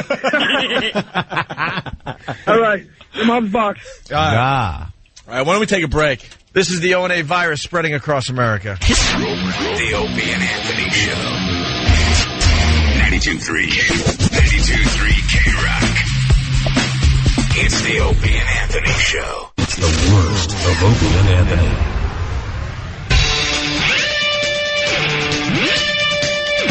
He's dead. Dead, I say, dead. How did it happen? He's dead. I was just having secured conversations with him. He's dead. Oh, no. Dead. No. Dead. Give my condolences to the insurgents. Bring on the virgins. Yeah. I sure hope that worked out for him. Abu Musab al-Zarqawi killed in an American airstrike. There you go. Tax dollars at work, my friends. A lot of you guys out there, you working Joes, might have paid for a rivet. Might have paid for a rivet on that bomb. Maybe a little of that white paint that they stencil, bomb. You might have paid for that with your tax dollars. But, apparently hit one of his safe houses. Oops. Doesn't that kind of make a safe house an unsafe a house? Little unsafe when you've been ratted out by your constituency. They've ratted him out. There's a $25 million bounty on the guy's head. Who gets it? Well, I guess they sort that out now. They see where the contacts came from. They're saying Jordan was involved. I don't know what Jordan has to do with it. Wasn't he in one of those boy bands? Was it that one? Can you imagine? But who gets the money? One of the Marines? No, if there was one. If a Marine killed him officially, he doesn't get the $25 million? No. Ah, come on. It's like information. It's got to be like one of these savage civilian people that kind of, Oh, over there? They got to have some translator that knows what the hell that means. And then they just, it was a safe house. They were holding a meeting, which I just would have loved to have been a CIA mechanical fly on the wall during that one and just seen them all sitting there plotting. Because that's all they do. It's not just sitting around going, holy jeez, did you see the game last night? You can't picture them talking about anything like anything else but just plotting. America, die. Our next plan must be grander than the last, and Allah must. It's just always a plotting, planning, not like, Mohammed, your nails are so long. Do you ever clip those goddamn things? No wonder you get nosebleeds when you pick your nose. It's awful. Just clip your nails. Boom! It's never that. It's plotting. More explosives. Where can we get them? I hear Russia has missiles that we... Ba-boom! But imagine they really were just sitting around watching, like, maybe a preview of Lucky Louie or something. Just that. I got the Lucky Louie. Just taking an hour away from plotting to do something silly. That's Jimmy Norton. Hysterical fun. Boom! Right. Okay. I'm all in. Pocket aces, my friend. Just sitting around playing Hold'em. They're always... We just always picture them plotting in these safe houses. They call it Fallujah Hold'em. Yeah, a little Fallujah Hold'em. Pocket rockets. Rockets? Yeah. Well, yeah, we... apparently, the American military got a nice hand on the flop in that one, and boom, blew up their safe house. Kablooey. Got about 7 other ones, I guess, that are along with them. But al-Zarqawi was the prize, the head of Al-Qaeda in Iraq. Number 1, right? The head of the insurgency. Number 1. And it's not like some other guy's going to step into this, but this is a pretty big symbolic victory, and having him out of the way. He was really a hands-on guy, and by that I mean hands-on heads that were departed from bodies. This guy was a savage animal. His hijinks or shenanigans, if I may call them. I know that sounds a little serious. Go back to the early 2000s. So he's been wreaking havoc for a while. We've thought we had him a few times, but this time just blew him right out of his New Balance sneakers that he was proudly showing on one of his videos. Way to hate America, by the way. I know, way to hate America. Just throw on like Western wear. The guy put out this video, his latest video before he was killed, was him shooting a machine gun and just looking completely incompetent. He had to have one of his lackeys come over and cock it for him. And he's just firing it all willy-nilly. He had his own, like, E-Rock going, ugh. Yeah, E-Rock, this isn't working. E-Rock, help me. E-Rock. There it is. There's the video on CNN. No, you got to do this. Yeah, they just keep playing his that's like his buffoonery video. Well, this is the raw footage. Yeah, it was just supposed to be him shooting and looking all badass. Looking like a mother effer. But they didn't cut out the beginning of it. Somehow we got that piece where the guy has to come over because he pulls the trigger, nothing happens, but he's still trying to look tough, so he doesn't completely turn around. He just gives the eyes to his lackey like, something is amiss. and the lackey's got to like cock it, and then he goes off all badass shooting, and I guess he didn't see that speck in the sky that was coming towards him. You think that guy rolls his eyes and is like, oh man, I should be running the show, obviously. I think he talks to him the way we talk to each other. Click this, stupid. Yeah, like we talk to each other. Hey, idiot, what are you doing, jackass? But it's all over the news now. He's just wandering around. Is he in heaven? Is he in hell? Is he just... Where is he? He's with his 70 virgins. Well, I got audio of him looking for the virgins. Ooh. Hello? Hello? Oh, boy, was I duped. 70 virgins. And Opie brought up a great point. Where do they get all these virgins? It's got to be 70 virgins per martyr. The ratio there is... so ridiculous that I'm starting to think, it's the same 70 virgins per martyr. Yeah, they're reusing virgins. So he's gotten like sloppy 1 billionths. That's what he's on. Sloppy 1 billionths. And being a virgin is good. Why are so many of them dead? Yeah. It's just like 70 per martyr. Like, what's the use of being a virgin if God just kills you off when you're 16? So you could be used by these animals in the afterlife, but that's just it. I don't see that happening. I see if there is some kind of afterlife that is consistent with a lot of the ideology people have, it's a heaven and a hell type thing. And if right now he's checking in at the Hades Hilton, getting an old pitchfork jabbed in his butt, I think he might be having second thoughts about now. Eternity, how long is that? It's forever. Forever. Nothing but like he's trying to get some sleep and all his beheaded heads are just yapping at him all night. Hey, how you doing? Wake up. Wake up! Remember me! Remember me! Can I get some shut-eye? No, you can't. I have no body because of you. Just yapping heads. Oh, that'd be wonderful. With Jackie Mason accents, we have to hear a Jewish voice for those days. So, how are you? What are you doing? You like it down here. Good food, plenty of it. The buffet is nice, early bird special. Just Jews all around him. Hey, Bill in Jersey, this is a very interesting story. I don't know if it's true, but Bill in Jersey. We'll get into it. Bill, what's going on today, man? Yeah, this is back in 2004 when I was deployed to Iraq. We happened to stumble across a guy who was worth about $5 million in Fallujah as we were raiding the city, and when we turned him over, we finally found out that was a story, and we didn't get a single dollar out of the whole thing. No, the soldiers don't get anything. That's just considered like your job and stuff. The rewards are put out for information, and the civilians over there in Iraq come forward and say, hey, this guy screw that, man. There should be like a Marines lottery over there. If you're the guy that took him out, you get the $25 million. Or how about you get to go home? Or at least get to go home, and you get to pick 5 friends. 5 friends to go home with you? Yeah. That'd be nice. At least it's a free meal or something, jeez. So you took out a bigwig over there, and you didn't get the $5 million. No, we got bragging rights. That's about it. Yeah. Hey, dude, bragging rights are pretty cool, though. Yeah, well, back home safe and sound. Tell him that while he's back at his regular job. Yeah. They said they had him in 2004. All right, the Bill. Iraqis had him.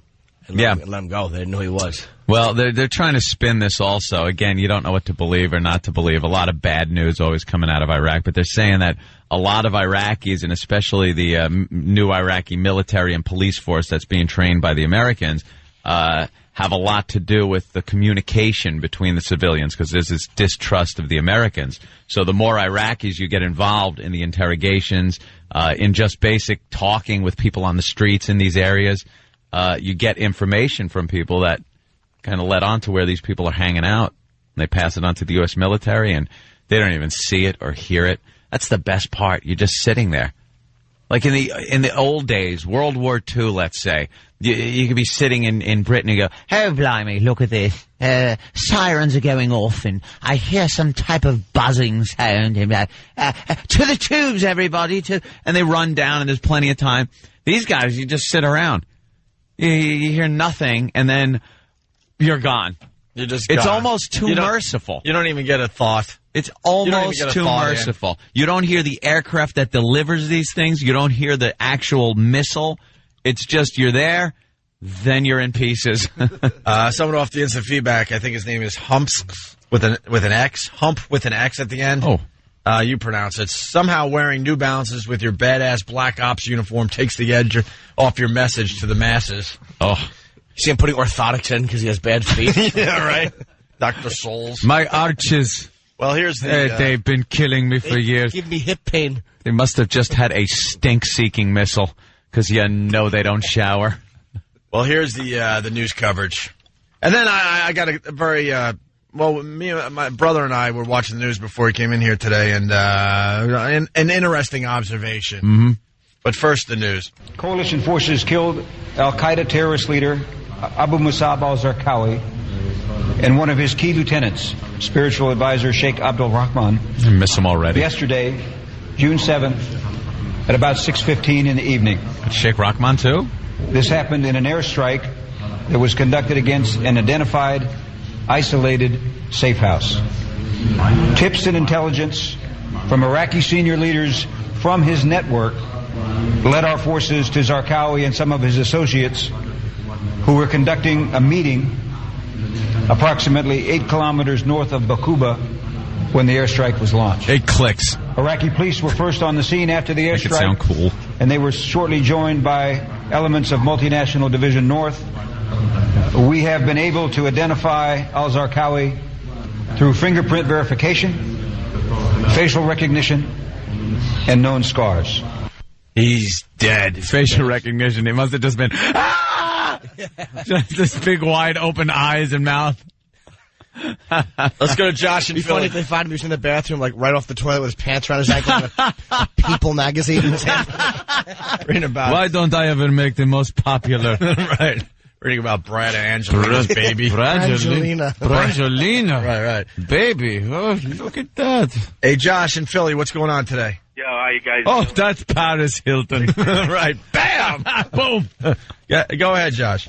Yo, they said they're going to get 70 virgins when they get up there. Yeah. What's on them? Who says it's women? Can you imagine? There is a lot of young boy hand-holding over there for some reason. All right. Now, what's going on? Here's over those Arab countries. Here's the Iraqi Prime Minister's announcement. Yeah. This was a little interesting. Yeah, I love this one. There's a translator in here.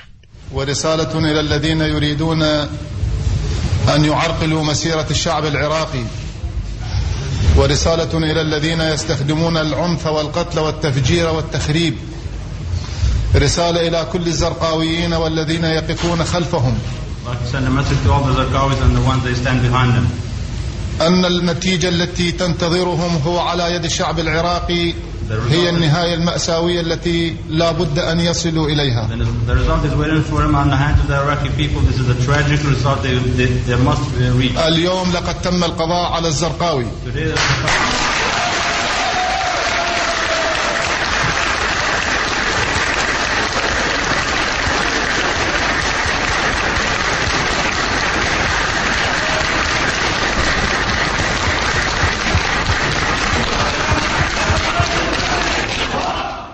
And there you have it.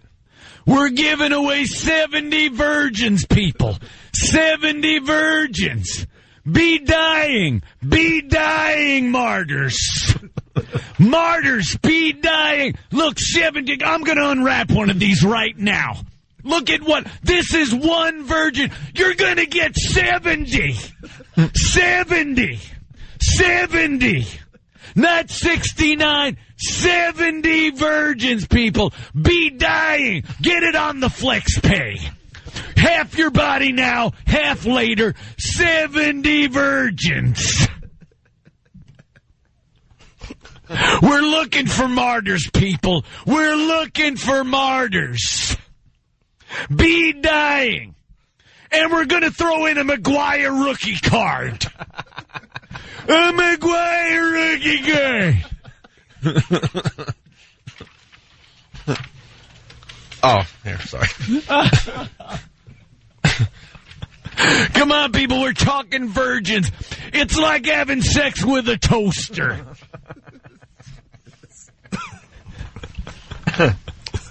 All for just blowing yourself to bits. Blow yourself to bits, people. 70 virgins. Count them. Count them right here with me. 1, 2, 3. Okay, take my word for it. We don't have time. Give me a clock. 2 minutes on the clock. Kill yourselves, people. Be killing yourselves. 70 virgins. 70. And I'm throwing in a Sosa. I'm out of my mind. Out of my mind. Did he go? Loved that guy. He's now doing wrestling. Don West. A little old school, but it's still great. Hey, so then we move on. Transitions into other stories. Jam Mint 10 virgins. Jam Mint 10 condition. Look at him. All right, they're a bit hairy, but that's authentic. Shave them down, nair them, do whatever you got to. 70 virgins. Jam Mint 10. Let's say hi to Jay in Queens. Jay? Yeah. Yeah. Yeah, I'm going for 70 virgins. The phone lines are going berserk. And so are the martyrs. But I do not want men. All right, let's go to Jerry on Long Island. Jerry. Hello, Don. I want 70 virgins. I plan on dying. Yes, Jerry. Yes. Jerry, this is the deal for you then. 70 virgins. Do you got any explosives around the house?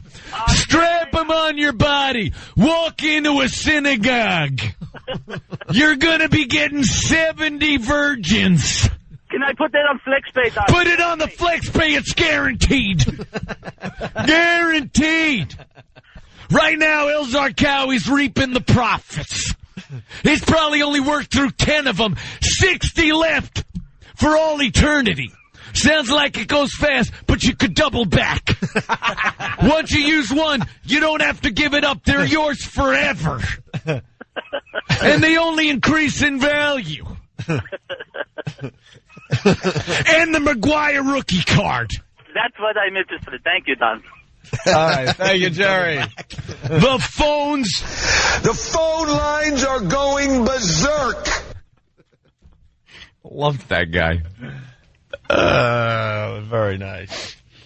Someone has suggested maybe they were watching Sex and the City when they got blown up. When they got blown up. Speaking of getting blown up.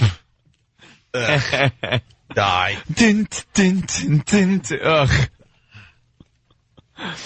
Jesus. Well. Akbar. Akbar from a 7-Eleven in, looks like Queens. What's up? Yeah, Lord. Akbar, do you have 70 virgins for me, please? We got Akbar on the phone. Akbar, how are you this afternoon? Virgins, quickly, please. Tight. You want 70 virgins? That is correct. 70 virgins. 1, 2, 7. Akbar, are you plotting? Is there plotting going on? Because you just got to plot and then wait for the missiles. That's right. Before you know it, you're knee-deep in 70 virgins. We're going to send them to you. Right. Tall. And we'll even, let me tell you something. Oh, my God, I've just been handing this. Each virgin gonna be re-virginized after you use them. Re-virginization. Re-virginization. I don't even know what the hell it means.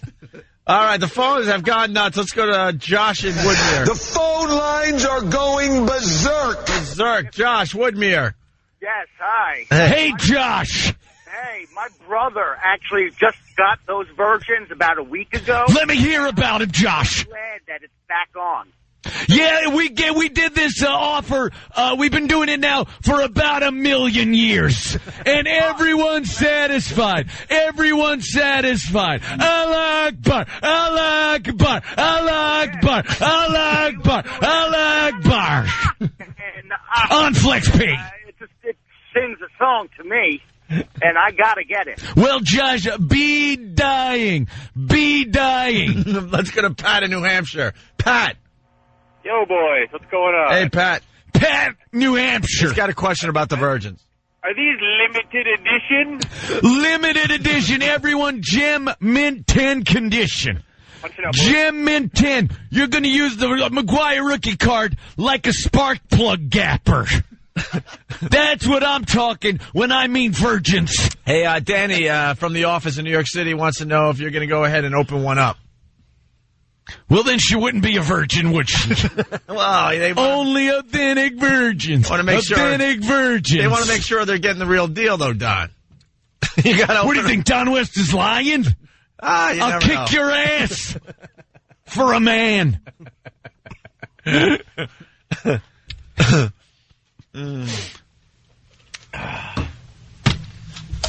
More people want to talk to Don West. I'm just waiting. Oh, that'll be good. And then you won't be talking to Anthony the rest of the day. Well, this is a good question, actually. Eric on Long Island, what's up? Hey, what's up, Don? How you doing, Eric from Long Island, Eric? Love Long Island. I'm doing great, man. Hey, do these virgins come with a new pair of New Balances, too? Every virgin, you're talking 140 New Balance shoes. 141 for each foot, unless the McCartney bitch is one of them, but she ain't a virgin. Mark in Queens, we have time for maybe a couple more. Mark from Queens. Guys, listen, I just received my virgins last week. I'm using them on a daily basis. They are unbelievable. Allah bless you, Mark. Allah bless you. There's a guy using the virgins. How did you die, Mark? Oh, my God, I had 37 kids in a building, and I just blew myself up. Fantastic. All for the cause. Allah Akbar. Allah Akbar. Allah Akbar. Be dying, people. 70 virgins, limited edition. And with that, I guess we have to take our first break. We're going to take a break, but we'll be right back. 70 virgins. It's the O&A virus. The phone lines are going berserk. The O&A virus spreading across America. The Opie and Anthony Show. 92.3 K-Rock. 92.3 K-Rock. The Opie and Anthony Show. It's the worst of Opie and Anthony. We got to get Earl in here because there's something that we could talk about with Earl that a lot of people could relate to. Oh, my God. Classic Earl. Hi, Earl. It's Clubber Earl. How you doing, Earl? Clubber Earl. I see. Hey, fool. Hey, woman. Hey, woman. Why don't you come home with a real man? I see you survived your ski day. Yes, I did. Yeah. And then you went to Nadine's going away party last night. Yeah, for How was that? Minutes. For a few minutes. Drunken debauchery. Anything happen at the going away party that you want to share with anyone? Earl, comment. Anything? Comment. Anything? Earl? Anything? Anything happened? Anything? I can remember. Nothing you can remember. Were you drinking, Earl? No. No? Yes. Sure. Were you talking to Nadine, giving her your best wishes for her future? Of course. Going away party. Yeah, why not? Sure. Wished her luck at the hospital where she's going to work. Yes. Yeah. Mm-hmm. And that was about it? Mm-hmm. Had a drink? No, you don't even drink. Yeah. Anything? Had like a ginger ale maybe, and then Ginger ale with a cherry. And you, I didn't even have that. I had water. Oh, water. Okay, Good. Anything happened that may be thought of as uncomfortable? Anything? Earl? Anything? Comment? No. I No. have no idea what you're talking about. No. Anything awkward or strange or maybe uncomfortable? Nothing? Comment? Earl? Anything? No. Did you ask her anything? Anything? Any questions? Earl? Question? Comment? Answer? Earl? Did you ask her anything? Anything? Anything? What'd you ask her, Earl? Hold on. Did you ask? Whoa! Uh-oh, I think. Ladies and gentlemen, let the record state, I did not do that one either. Earl just threw something at Ben for laughing. Earl, why anything? are you getting mad at Ben? Why did you throw something at Ben? I was just laughing. He was in the way. Wait, you're throwing at me? No. This is the wrong day, my friend. Earl? Any other day, it would be a lot of fun. Earl, anything was asked? I wasn't even there that Well, long. obviously, that got a reaction because you're throwing stuff at Ben as he No, because giggles. he's just sitting there cackling like a goddamn chicken. Why do you get so pissed off when Ben cackles? Why? He's enjoying himself and having good, clean fun. Yeah, Ben's enjoying the show. Just a white man laughing. Right. What do you think, Earl? What's wrong with you? What's wrong? Do you have a problem with Ben when he cackles? Can I go now? No. We need you. We need you. I don't here. know. That's why I'm asking. All right. I'll give you a couple of more little hints. Lock the door. Anything you can remember asking Nadine? Yeah. Ask her any questions. Did you ask her anything last night? Nadine. Earl, comment. Beautiful Nadine. Anything. She's pretty. Beautiful Egyptian goddess Nadine. Anything? Earl. Now that she doesn't work here anymore, I think we could say, without getting a sexual harassment suit, a fine piece of ass, Earl. She's cute. Anything? What do you think? Did you ask her a question? Did you ask her a question? If she could do something for you? Yeah. Oh, anything? Earl, comment, please. Well, I always, knowing that what the reaction will get from her, I always use the Opie question where she goes, can we see your stuff? Oh, you asked her that? What? That isn't what we're talking about. But you asked her to see. But I know what type of reaction I'll get from her. That's why I asked her. I have no idea. Oh my God! Oh my God! He's lost his mind! Oh my God! Earl has lost his mind! Wait a minute, Earl, get back! Hold on, Earl! Holy Jesus! Jesus Christ, Earl! What's wrong? Look like he's squatting planes. Holy jeez! Earl lost his mind. He wanted to kill Ben. What's wrong? Ben's laughing too hard. He's having much too good a time. Okay, Earl. So you asked to see her stuff. I have no idea where this is going. Did you ask Nadine to maybe attend something with you? What? We're going to Eddie Trunk's wedding. Here's the rub. Eddie Trunk that does a couple rock and roll shows here. Yes. Very good one. And he does a very good job. They and rock. he's getting married. Yes. And you need a date. So you, what need a date? She wanted to go. I didn't have a ride, so I asked. So you figure you'd ask the lovely Nadine to go with you. Nothing's going on. No, I know. Earl, did you ask Nadine to go to Eddie Trunk's wedding? Yes, you did. That's a date. A wedding. Also, to go to a wedding with somebody is kind of like a night out together, which is a date. So but there's more to it. I know there's more to it, and this is the most funnest part of this whole story. No, she said. You asked her. Hold it. You walk I up. did not ask her. How did you ask her to go to the wedding with you? Give me your line. What was it? She knows Eddie. I know Eddie. Right. We both. I said, "Do you want to go to the wedding?" You want to go to the wedding? You got invited to Eddie Trunk's wedding. Yes. Right. Nadine did not. As far as I know, no, right. she did not. So you went up to Nadine and said, "Nadine, would you go to the wedding with me? Eddie Trunk's wedding with me?" Yes, and there's a butt attached. And what? No, what? A butt on whose part? Yours or hers? No, I know. That's what we're getting to. But at first, you walked up to Nadine, pretty Nadine, and said, "Would you go to Eddie Trunk's wedding with me?" There was nothing into this. It was provided that Earl, I ain't even going to go there. You're right. But you went up to her like anyone would go up to anyone and ask to go to a wedding. What was her answer? She said she can go, provided that she can bring her boyfriend with her. What's so funny about that? There's nothing going on. You got shut down. No. Dude, shut down. There's nothing to shoot down. When you go up to a girl and ask her to go to someone's wedding, that's like asking someone on a date. No, and then okay, but I'll take my boyfriend. Let's say you're in high school and you want to ask someone to the prom. They never shoot back an answer to you like, well, yeah, but can I bring my boyfriend? Oh my God! Put that down, Earl. Oh no.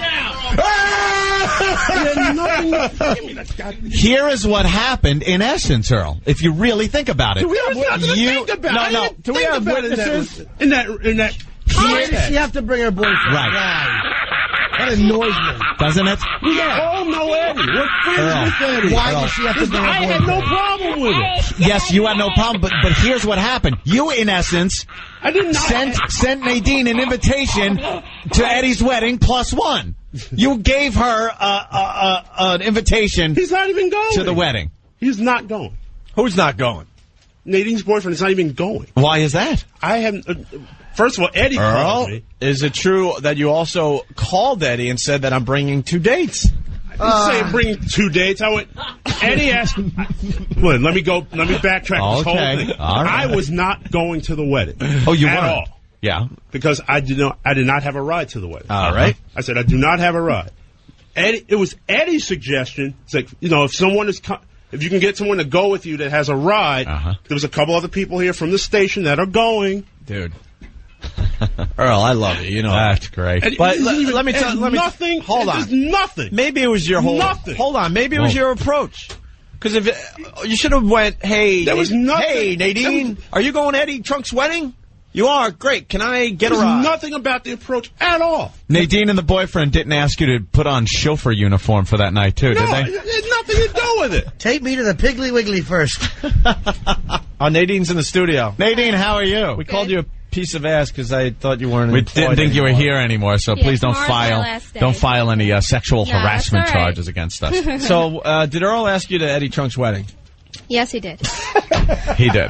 So what's wrong with that? What's wrong with that? There is nothing wrong with that. Nothing I wrong didn't with think there was that. anything wrong with that, but Oh, Earl, there's nothing wrong with it. There's nothing wrong with asking a girl to a prom, Right. a wedding. see We are both friends with Eddie. We are How neighbors. She uncomfortable has was a car. it? It was obviously uncomfortable because see how he's reacting? Earl, you know what you do, though? How uncomfortable was it, Earl, when Nadine had to tell you that, can I bring my boyfriend? Earl, you know what you got to do? You got to aim a little lower than Nadine, though. Maybe ask the El Salvadorian cleaning lady that comes in. There's no. Norton knows by Jesus experience. Christ almighty. No, Earl, it's okay. So you asked her, and what did you actually say, Nadine? exactly what Earl just said. Yeah. I don't know why I said that because I think that's really wrong. That's Is rude. it? Do you But think you probably said the rudest goddamn thing? So rude of me. Why would you say that? Earl's not going to try to go. Hey, Nadine. There's nothing going on. That is shot that down. Really took guts. I don't know why I said that. Yeah, that's rude. I know man. why. Because you got scared. You're like, oh my God, I think he's asking me out on a date, and I'm uncomfortable here. Yeah. And I do have a boyfriend, so I'm just going to tell him. Because you see the way he looks at you when he talks to you. It's not. No, Earl's a good guy. there was nothing to it because we both know Eddie, and we're going to and he's getting married. I know Eddie too. But then you had to call Eddie and say that you're bringing two people to his wedding. Yeah, that's it. Now, let me know what happened. You call up Eddie Trunk, and I asked... called Ed, and I said, because he needed at the RSVP by like Monday. Right. I called him on, I think it was Sunday or Monday, and I said, I can't go, but... said, I might have a ride, but there's a problem. We have to bring another person. Yeah. And then what happened? What did he say? He called me back and said, we're overloaded. And he would call me back. Oh, and then he like shoots the whole thing down. Isn't that embarrassing? Like I don't need another. Oh, this whole thing is so awkwardly. I don't sense the awkwardness in it. I told my boyfriend that I had done this, and he was so mad at me. He's like, that is so rude. How can you even say that? Good for the boyfriend. And Good for I'm him. not going. First of all, I wasn't invited. You weren't invited, and I don't think you should go. Nadine, man, Don't do you it, got Earl. some We set of see. brass Here's the balls. deal. Okay, here it is. Hold on. I will not go. Earl, I'll take you and I'll drink Earl, every hold on. This was going to be a bit. Earl, I'm not going. Earl, I got a song for you and Nadine.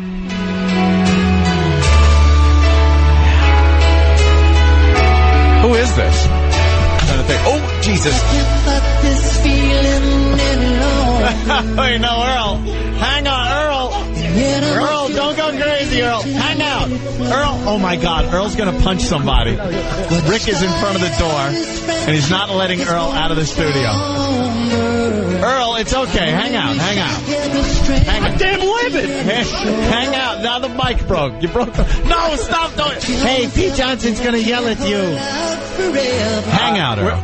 We're keeping Oh, track my God, today. is he pissed? We need a new PSA, we need a new megaphone, and now we need a new microphone. Is he pissed? Earl, there, that mic's fixed. Look. Cause I feel so secure when we're together. Everybody, lighters. Yeah. Every rocker has his soft side. Yeah. Oh, this is awful. All right, look who's on the phone. Maybe he can shed some light on this. All right, let's go to Eddie Trunk. The groom, Eddie Trunk. What's up, boys? How you doing, Ed? Congrats on your wedding, by the way. Yeah. Thanks. I'm down in Florida, actually, and I just got a call from Johnny Hardrock telling me that I should call in, or then Rick called me, and I just heard a little bit of what's going on hold. Well, here's what happened, as we understand it. Earl was invited to your wedding. He could bring a guest. He asked Nadine because Nadine they live close together, and she has a car. So that's Earl's ride. Only reason. That's the only. I'm not even disputing that. No, that's what everyone else is implying that. Nadine, she's even implying that it was something more. There's nothing else. You don't think? No? Zero. Well, anyway, then Nadine decides that she says, okay, I'll go, but I want to bring my boyfriend, to which instead of Earl going, are you out of your mind for even suggesting that? He goes, let me call up I wasn't Eddie? even thinking that. Well, here's what I know, okay? First, let me preface this by saying, anybody who's had a wedding knows that it's pretty difficult to try to get everything in line and meet certain criteria for head count, etc. Right. Everyone knows it's always there's too many people and the cost and everything. Jim Norton's invitation gets lost. I'm sorry. Go ahead. No, continue, Eddie. Go ahead. I invited Earl and a guest, and I got a phone call down here in Florida a couple days ago. I reminded Earl that the RSVP date was this past Monday. Right. And I didn't hear anything from him, and I said, what are you doing? And then he called me back, and he said, listen, I don't have a ride. And I said, well, if you're really that hard up for a ride, there is a train that goes right to where the church is. If that works for you, if you can't make it, don't worry about it. Uh-huh. And he called me back, and then he said, I can bring Nadine, but the only way I can do that is she gets to bring her boyfriend as well, so can you give me a +2? A +2, like it's one of the heavy metal shows that Eddie's... Earl, you got balls. Earl's looking for comps. It's the Poison Show. That's the only Eddie, way I can I go. need If I +2. can't do it, if that's not a problem, I will not go. Maybe Nadine's boyfriend will pass out. He drinks too much, and then Earl's got to even Hey, man, it's in. You're in. Maybe the boyfriend's right. Well, No, Earl, wait, no, stop. Oh, my God, he's smashing the mic. That's a very expensive microphone. Earl, Watch the Judas Priest CDs. Earl, you're scaring Leif Garrett. Leif Garrett is petrified outside the studio. Hey, Eddie, is Piazza going to the wedding? I'm here. He's in spring training, so he's obviously not going to be able to be there. No. All right. I was hoping I'd get to sit at this table. Earl. Ow! Earl, look at that microphone now. Earl, let him go. What you want on that mic? Let Earl go. Don't hit Leif Garrett on the way out. Can I say something? He's a teen idol. He's a teen idol. Yeah. In all Nadine, fairness yes. to Earl, honestly, I know that he had no other agenda in asking me that. He just knows that I love Eddie Trunk. He asked me to go because, he thought I would like it.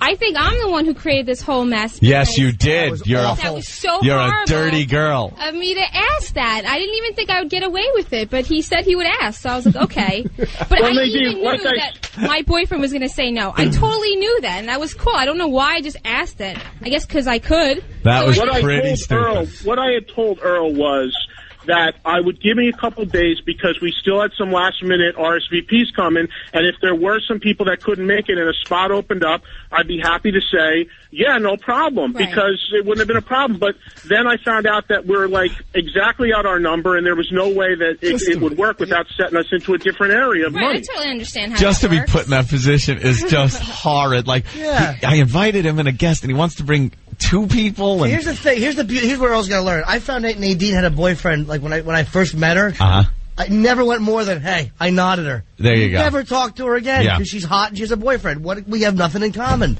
You don't ask a girl with a boyfriend to a wedding because she's going to want to bring him.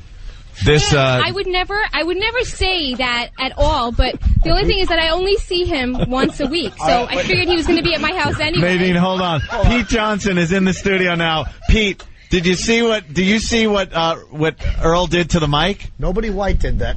Pete, did you see that? Can you believe that? I don't know what you guys do to him. He took the mic and he slammed it onto the top of the counter, so I don't even know if the mic works anymore. Never mind, the wire ripped right out of it. Let Pete fix the mic. It's my job. I can do it.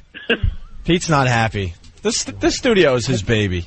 Yeah. I thought Opie did something. Opie. All right, check that mic. Is it going to work? Does it work? Hello? Pete. Oh, it kind of works. That work? Say it again. Hello? Pete, you're a genius. Thank you. You fixed it again. Where's Earl? I got to talk to him. You got to fix Earl now. I think a lobotomy might do it. All right. Okay.